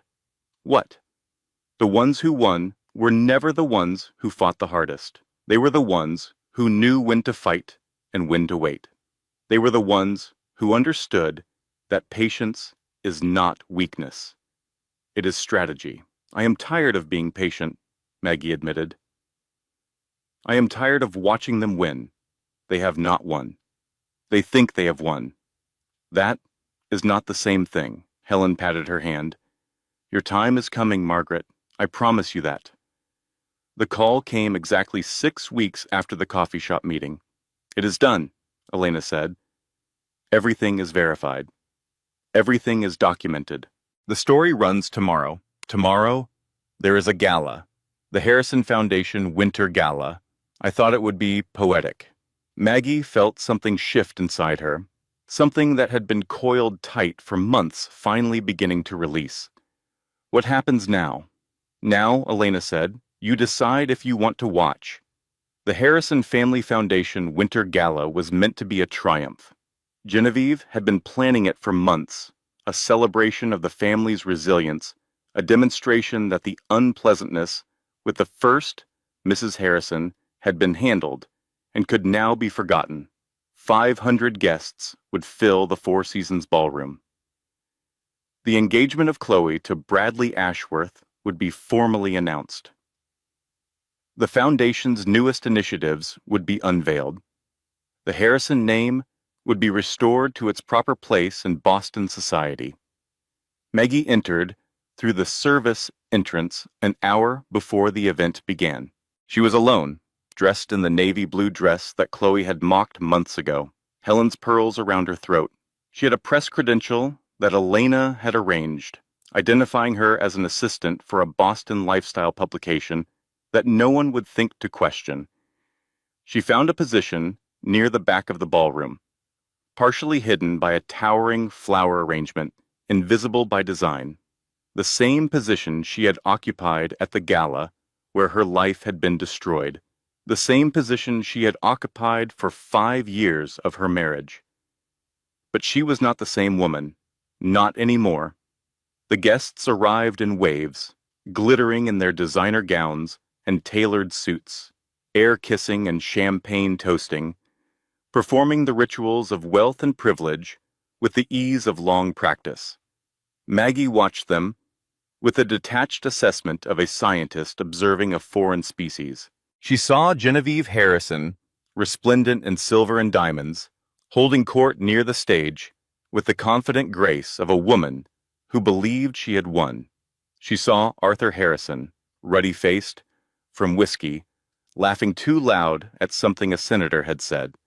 She saw Chloe preening for photographs with Bradley Ashworth, practicing the smile she would deploy when their engagement was announced.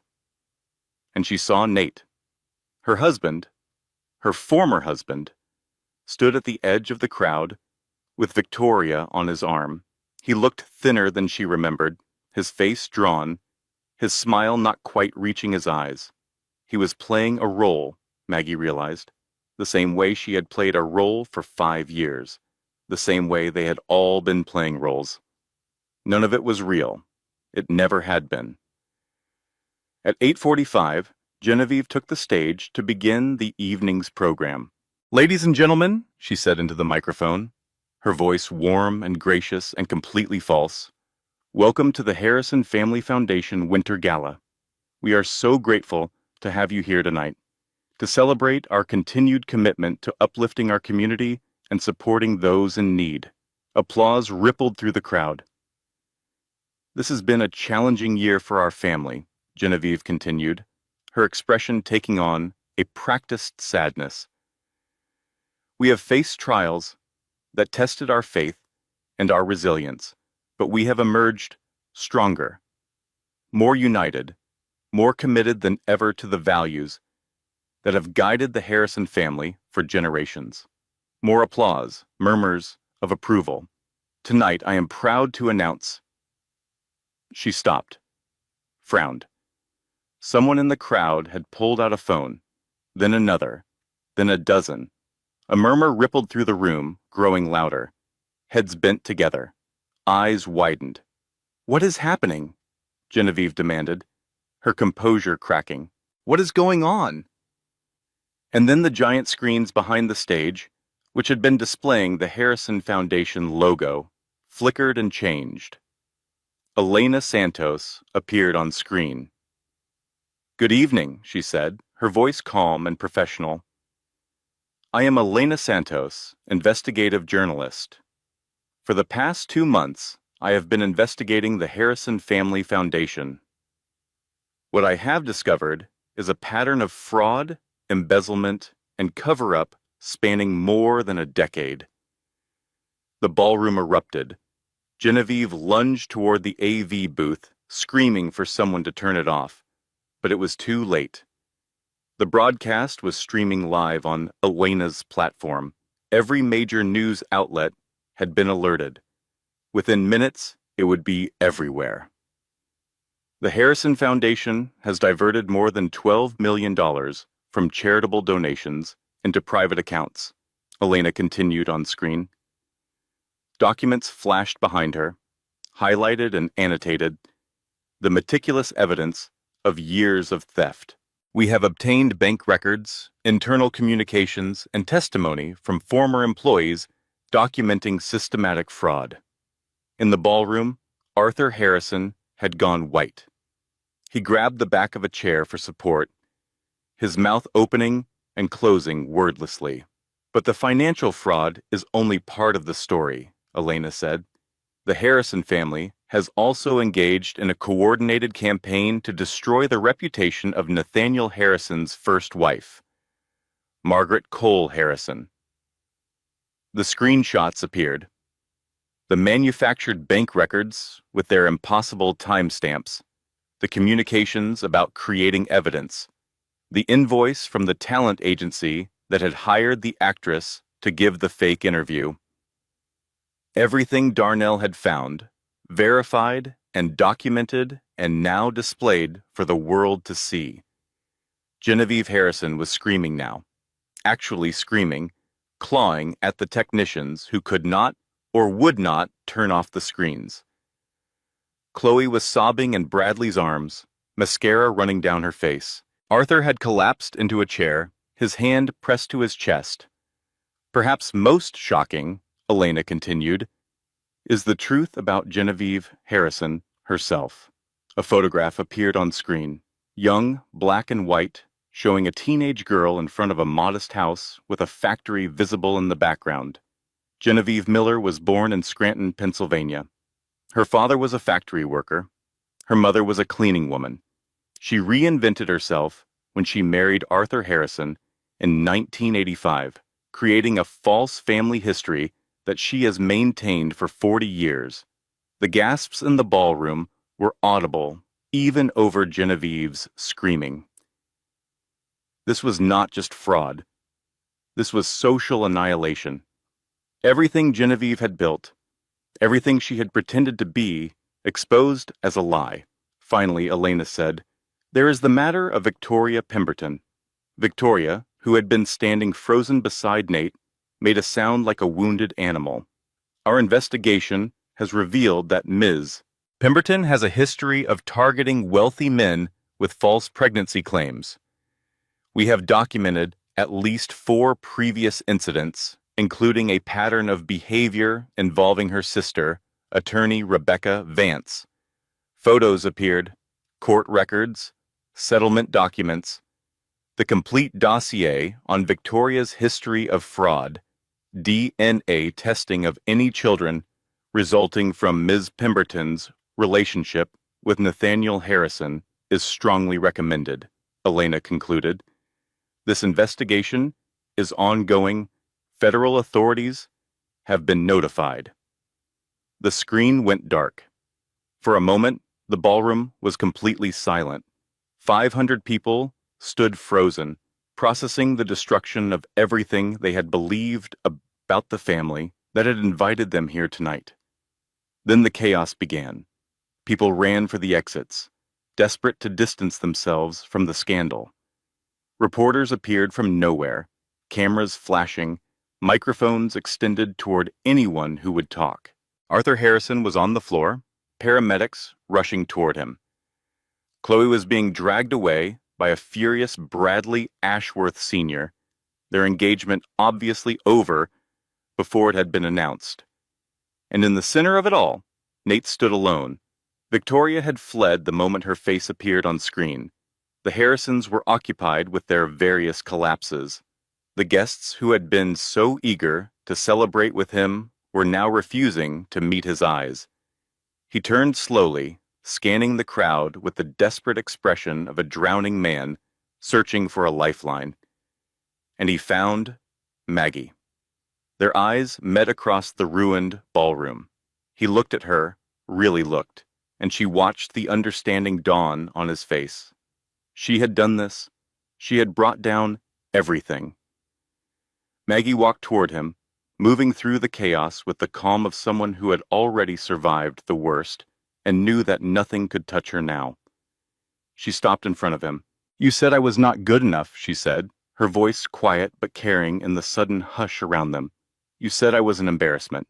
You stood on a stage and called me a thief while you were sleeping with another woman, and your family was embezzling from children's charities. Maggie." She held up a hand. "I built a $47 million company while you thought I was watching television.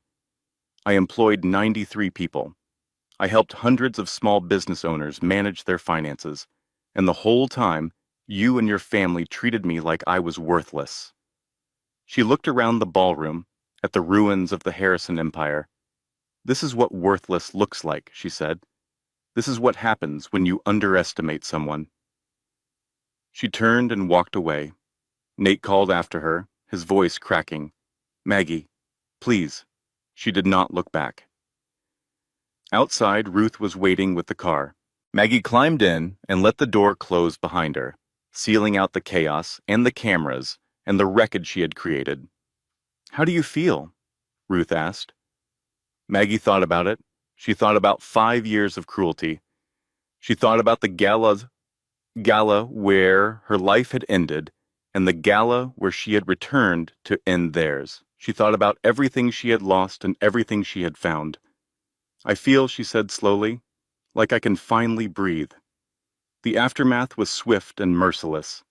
Federal investigators descended on the Harrison Foundation within 24 hours of Elena's broadcast.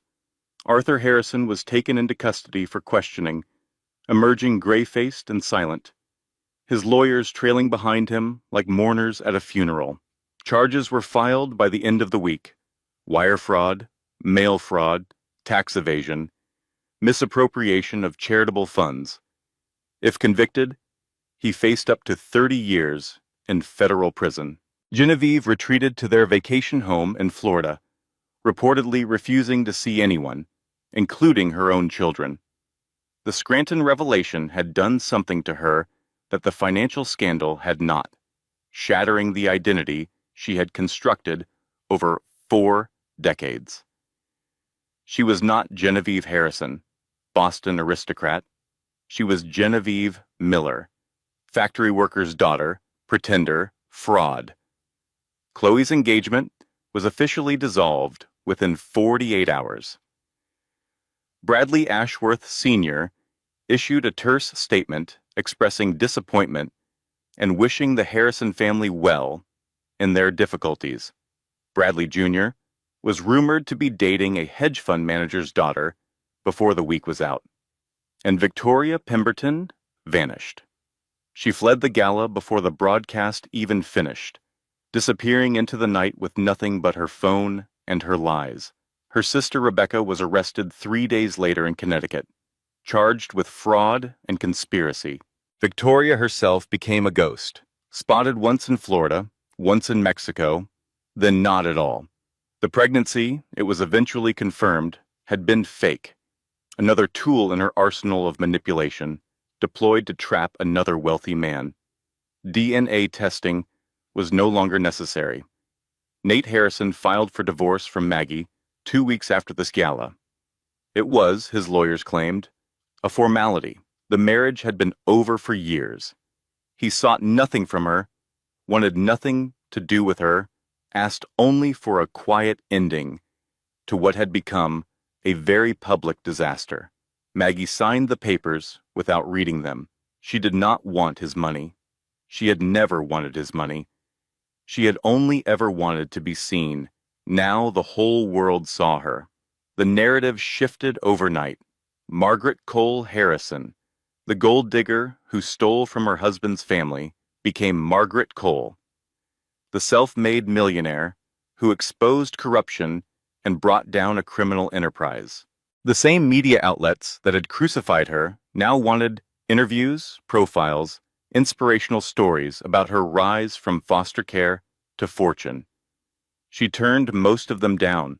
Her story was not a commodity. Her pain was not content. But she did give one interview to Elena Santos for the platform that had published the investigation.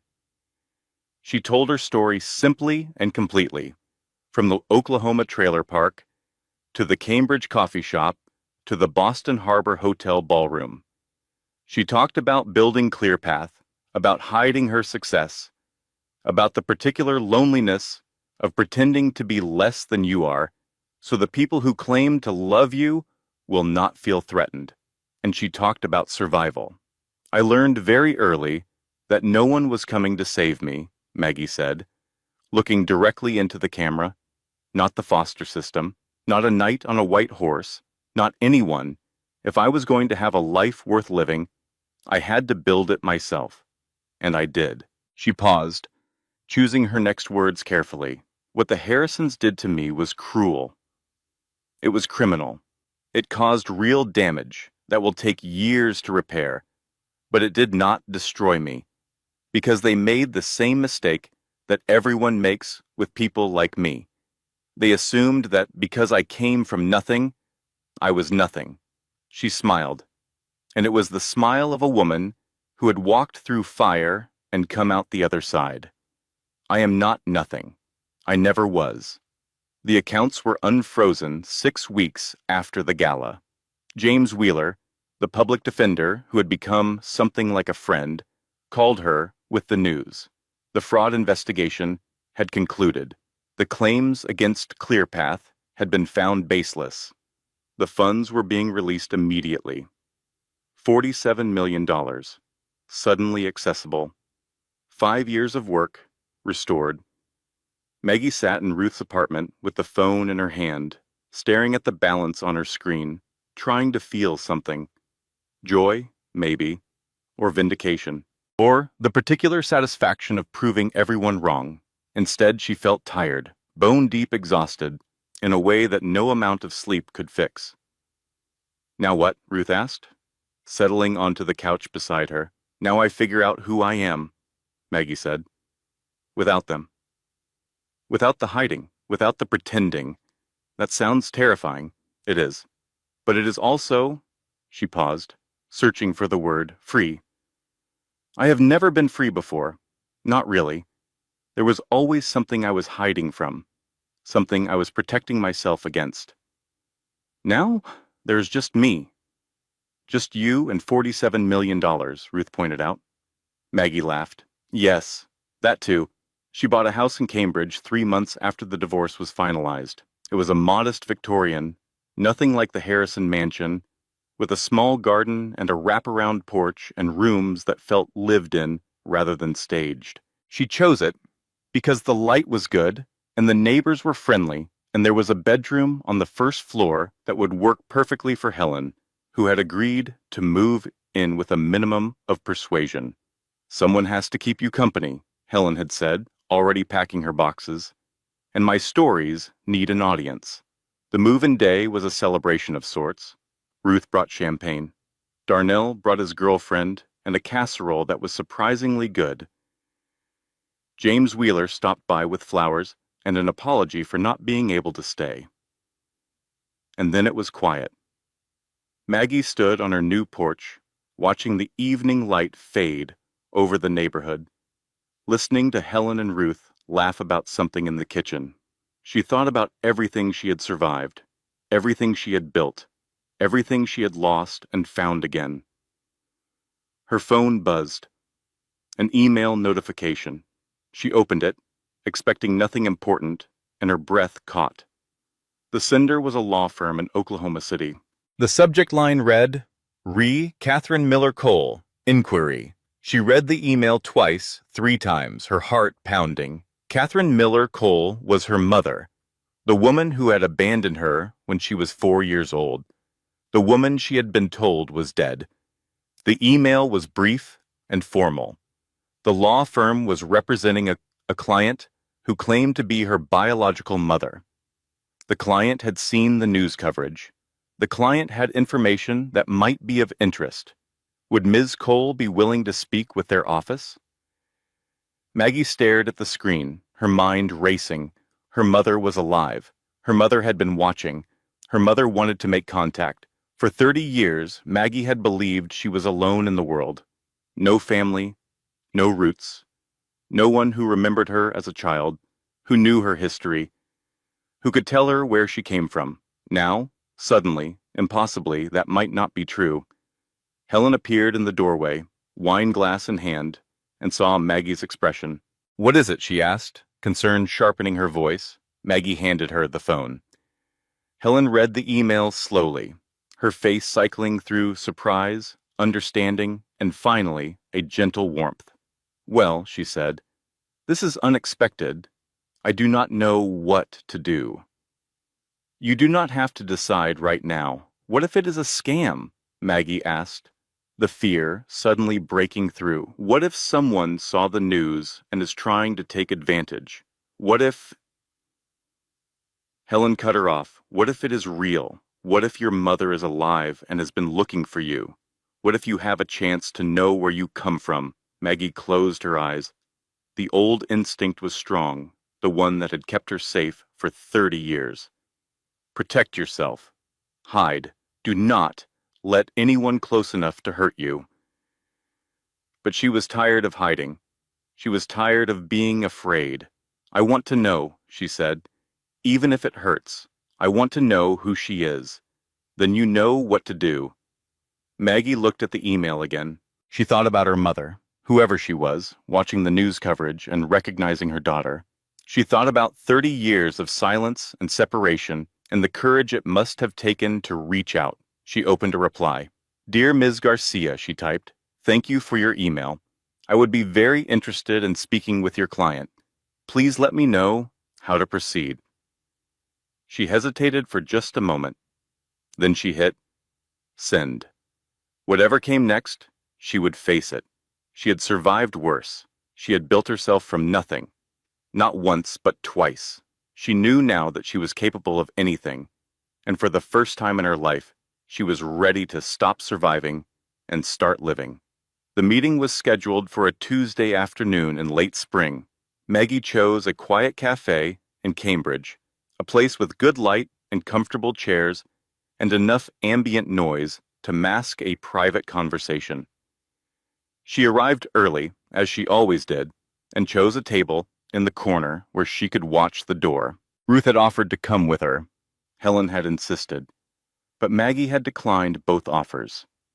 This was something she needed to do alone. At exactly 2 o'clock, a woman walked through the door. She was older than Maggie had expected, perhaps 60, with silver-streaked hair and a nervous energy that manifested in the way she clutched her purse, the way her eyes scanned the room. She was thin, almost fragile, dressed simply in jeans and a cardigan that looked like it had been chosen with care. Their eyes met across the cafe. Catherine Cole had Maggie's eyes. Hazel, flecked with gold, the same eyes that had stared back at Maggie from every mirror for 34 years. Seeing them in another face was disorienting, like meeting a ghost of herself. Catherine approached the table slowly, each step seeming to require enormous effort. "Margaret," she said, and her voice cracked on the name.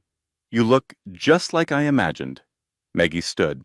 She did not know what to do with her hands, so she clasped them in front of her. "Thank you for coming," she said. "Please, sit down." They sat across from each other, separated by a small table and 30 years of silence. A server appeared, took their orders, disappeared again. The cafe continued around them, oblivious to the weight of the moment. "I do not know where to start," Catherine said finally. "I have practiced this conversation 1,000 times. I have imagined what I would say, how I would explain. But now that you are here, in front of me, I cannot remember any of it." "Start at the beginning," Maggie said. "Tell me why you left." Catherine closed her eyes. When she opened them again, they were wet with tears. "I was 17 when I got pregnant," she said. 17 years old, no job, no education, no way to support a child. My parents were," she paused, searching for the word, "traditional, religious. When they found out I was pregnant, they gave me a choice. Give the baby up for adoption or leave." "I was not given up for adoption," Maggie said. "I was in foster care. They told me my parents were dead." "I know." Catherine's voice was thick with grief. "That was not supposed to happen." "My parents, they arranged everything. A private adoption," they said. "A good family who would give you opportunities I never could. They told me I was doing the right thing, the only thing." She wiped her eyes with a napkin. "I signed the papers when I was still in the hospital. I was young and scared, and I did not know what else to do. They took you away, and I did not even get to say goodbye. But I was not adopted," Maggie pressed. "I was in the system. How did that happen?" Catherine shook her head. "I do not know exactly. What I learned later, years later, was that the lawyer my parents used was a fraud. He took their money, and he took you, and he sold you to whoever would pay. You ended up in state custody because he got caught, and his entire operation collapsed." "You could have found me," Maggie said. "You could have looked. I did look." Catherine's voice broke. "I looked for years, but the records were sealed. I did not know what name you had been given. I did not know where you had been placed. Every time I got close, I hit a wall. And then my parents died, and I found out the truth about what they had done, and I tried again, and I still could not find you." She reached across the table, her hand stopping just short of Maggie's. "I never stopped looking, Margaret. Not for one day. And then I saw you on the news. That interview, where you told your story, and I knew it was you. I recognized your eyes. They are my mother's eyes, your grandmother's eyes." Maggie looked at this woman, this stranger who was also her mother. She had spent 30 years believing she was alone in the world, that no one had wanted her, that she had been discarded like garbage. Now she was learning that she had been stolen, that her mother had been young and frightened and manipulated, that the abandonment she had carried like a wound was based on a lie. "I do not know how to feel," Maggie said, honestly. "I want to believe you. I want this to be true, but I have spent my whole life learning not to trust anyone, learning that people leave, learning that I can only rely on myself." "I know." Catherine's tears were flowing freely now. "I know I cannot undo 30 years of pain. I cannot give you back the childhood you should have had.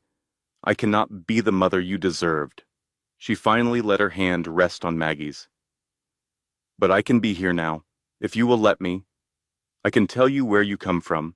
I can show you photographs of your grandmother, who you look so much like. I can answer any question you have, for as long as you want to ask." Maggie looked at their hands, joined across the table. Her mother's fingers were thin and work-worn, the nails bitten short. They were not elegant hands. They were survivor's hands, just like her own. "I have questions," Maggie said. "A lot of questions. I have time." Catherine squeezed her hand. "I have all the time in the world." They talked for 4 hours.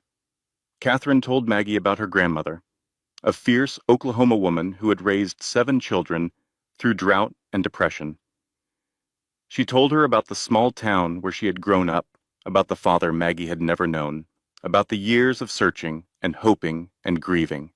Maggie told Catherine about foster care, about building ClearPath, about the Harrisons and their destruction. She told her about Ruth and Helen, the family she had chosen. She told her about learning to survive and the harder task of learning to live. When the cafe closed, they walked to a park nearby and kept talking as the sun set and the stars emerged. Catherine showed her photographs on her phone, baby pictures of Maggie that Catherine had hidden for 30 years, pictures of grandmother and aunts and cousins that Maggie had never known existed. She had a family.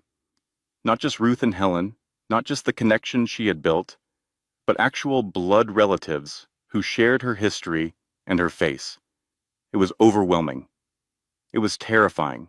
It was wonderful. "What happens now?" Maggie asked, as they finally prepared to part. "Whatever you want to happen," Catherine said. "I will go back to Oklahoma if that is what you need. Or I could stay, get an apartment nearby, give you time to adjust. Whatever you are comfortable with." Maggie thought about it. She thought about the walls she had built and the slow, painful process of dismantling them. She thought about trust and fear and the particular courage of opening yourself to someone new. "I am not comfortable with any of this," she said, honestly. "I do not know how to be someone's daughter. I do not know how to have a family." Catherine nodded, her expression sad but understanding. "But I want to learn," Maggie continued. "I want to try." "Will you stay?" Catherine's face transformed.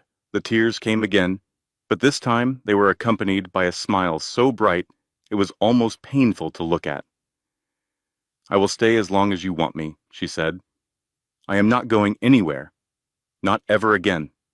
They hugged, awkwardly at first, 2 strangers trying to figure out how to be family. But then, something shifted, and Maggie felt her mother's arms tighten around her, and she let herself be held. For 34 years, she had been alone. Now, finally, she was not. 6 months later, Maggie stood at a podium in a conference hall in Boston, looking out at an audience of 500 women. The conference was called Building Your Freedom, Financial Independence for Women. Maggie had organized it herself, funded it herself, chosen every speaker and every session. It was the culmination of a year of planning, a year of turning her pain into something useful. In the front row, she could see Ruth and Helen sitting side by side. Behind them, Darnell with his girlfriend, James Wheeler, who had become a friend, Elena Santos, who was covering the conference for her platform. And in the second row, sitting quietly, nervously, Catherine Cole. "Welcome," Maggie said into the microphone. "My name is Margaret Cole, and I want to tell you a story." She talked for 45 minutes. She told them about growing up in foster care, about learning that no one was coming to save her, about building a business in secret because she was afraid of what would happen if anyone knew what she was capable of. She told them about the Harrisons, about the gala, about the destruction. She told them about losing everything and getting it back, and learning that she was stronger than she had ever imagined. And then she told them about her mother. "For 30 years, I believed I was alone," Maggie said. "I believed that no one wanted me. I believed that I had been abandoned, discarded, forgotten, and that belief shaped everything I did. It made me strong, but it also made me afraid. It made me successful, but it also made me lonely. She paused, looking out at the faces in the audience. A year ago, I found out that my mother had been looking for me my whole life, that I had been stolen, not abandoned, that the story I had been telling myself for 30 years was wrong. She smiled, and it was the smile of a woman who had finally made peace with her past. I am not telling you this because it has a happy ending. I am telling you this because our stories matter. The things we believe about ourselves, the narratives we carry, they shape who we become. And sometimes those stories are wrong. She leaned into the microphone. If you are carrying a story that tells you that you are not good enough, that you do not deserve success, that you are alone, I want you to question it. I want you to look at it carefully and ask yourself, is this true, or is this just what I was told? The audience was completely silent, completely focused. You deserve to be seen, Maggie said. You deserve to be valued. You deserve to build something that is yours. And if anyone tells you otherwise, they are wrong. Prove them wrong. Build something anyway. She stepped back from the podium. Thank you, she said. The applause started slowly, then built to a roar. 500 women on their feet, clapping and cheering for a woman who had survived everything the world could throw at her and come out the other side. Maggie looked at her mother in the second row, tears streaming down her face. She looked at Ruth and Helen, beaming with pride. She looked at everyone who had helped her get here, everyone who had believed in her when she could not believe in herself, and she smiled. The Harrison family had tried to destroy her. They had called her worthless, gold digger, thief. They had manufactured evidence and arranged her arrest and paraded her humiliation in front of everyone who mattered. They had been wrong. They had been so wrong. Margaret Cole was not worthless. She was a survivor, a builder, a fighter. She was a daughter and a friend and a mentor. She was living proof that where you come from does not determine where you end up. And she was just getting started. And that is the story of Margaret Cole, a woman who was told she was nothing, a woman who was framed, arrested, and humiliated in front of 500 people. A woman who lost everything in one night. But she did not break. She did not run. She fought back with patience, with strategy, with the quiet power of someone who had nothing left to lose. Here's the lesson I want you to take from this story. Your circumstances do not define your destiny. The people who underestimate you are handing you your greatest weapon. And sometimes, the person everyone overlooks is the one who changes everything. If you have ever been told you are not good enough, if you have ever been dismissed because of where you came from, if you are fighting a battle that no one else can see, remember Margaret Cole. She built an empire in silence. She survived the worst they could throw at her. And when the dust settled, she was the one still standing. Now I want to hear from you. Drop a comment below and tell me, have you ever been underestimated? What did you do about it? I read every single comment, and your story might inspire someone else who needs to hear it today. If this story touched you, if it made you think, if it reminded you of someone who needs to hear this message, share it with them. Sometimes the right words at the right time can change a life. And if you want more stories like this, stories about survival, about fighting back, about ordinary people doing extraordinary things, hit that subscribe button and turn on notifications so you never miss what comes next. This content was carefully researched, developed, and edited by our team to bring you meaningful stories with real-life lessons. Thank you for being here. Thank you for listening. And remember, where you come from does not determine where you end up.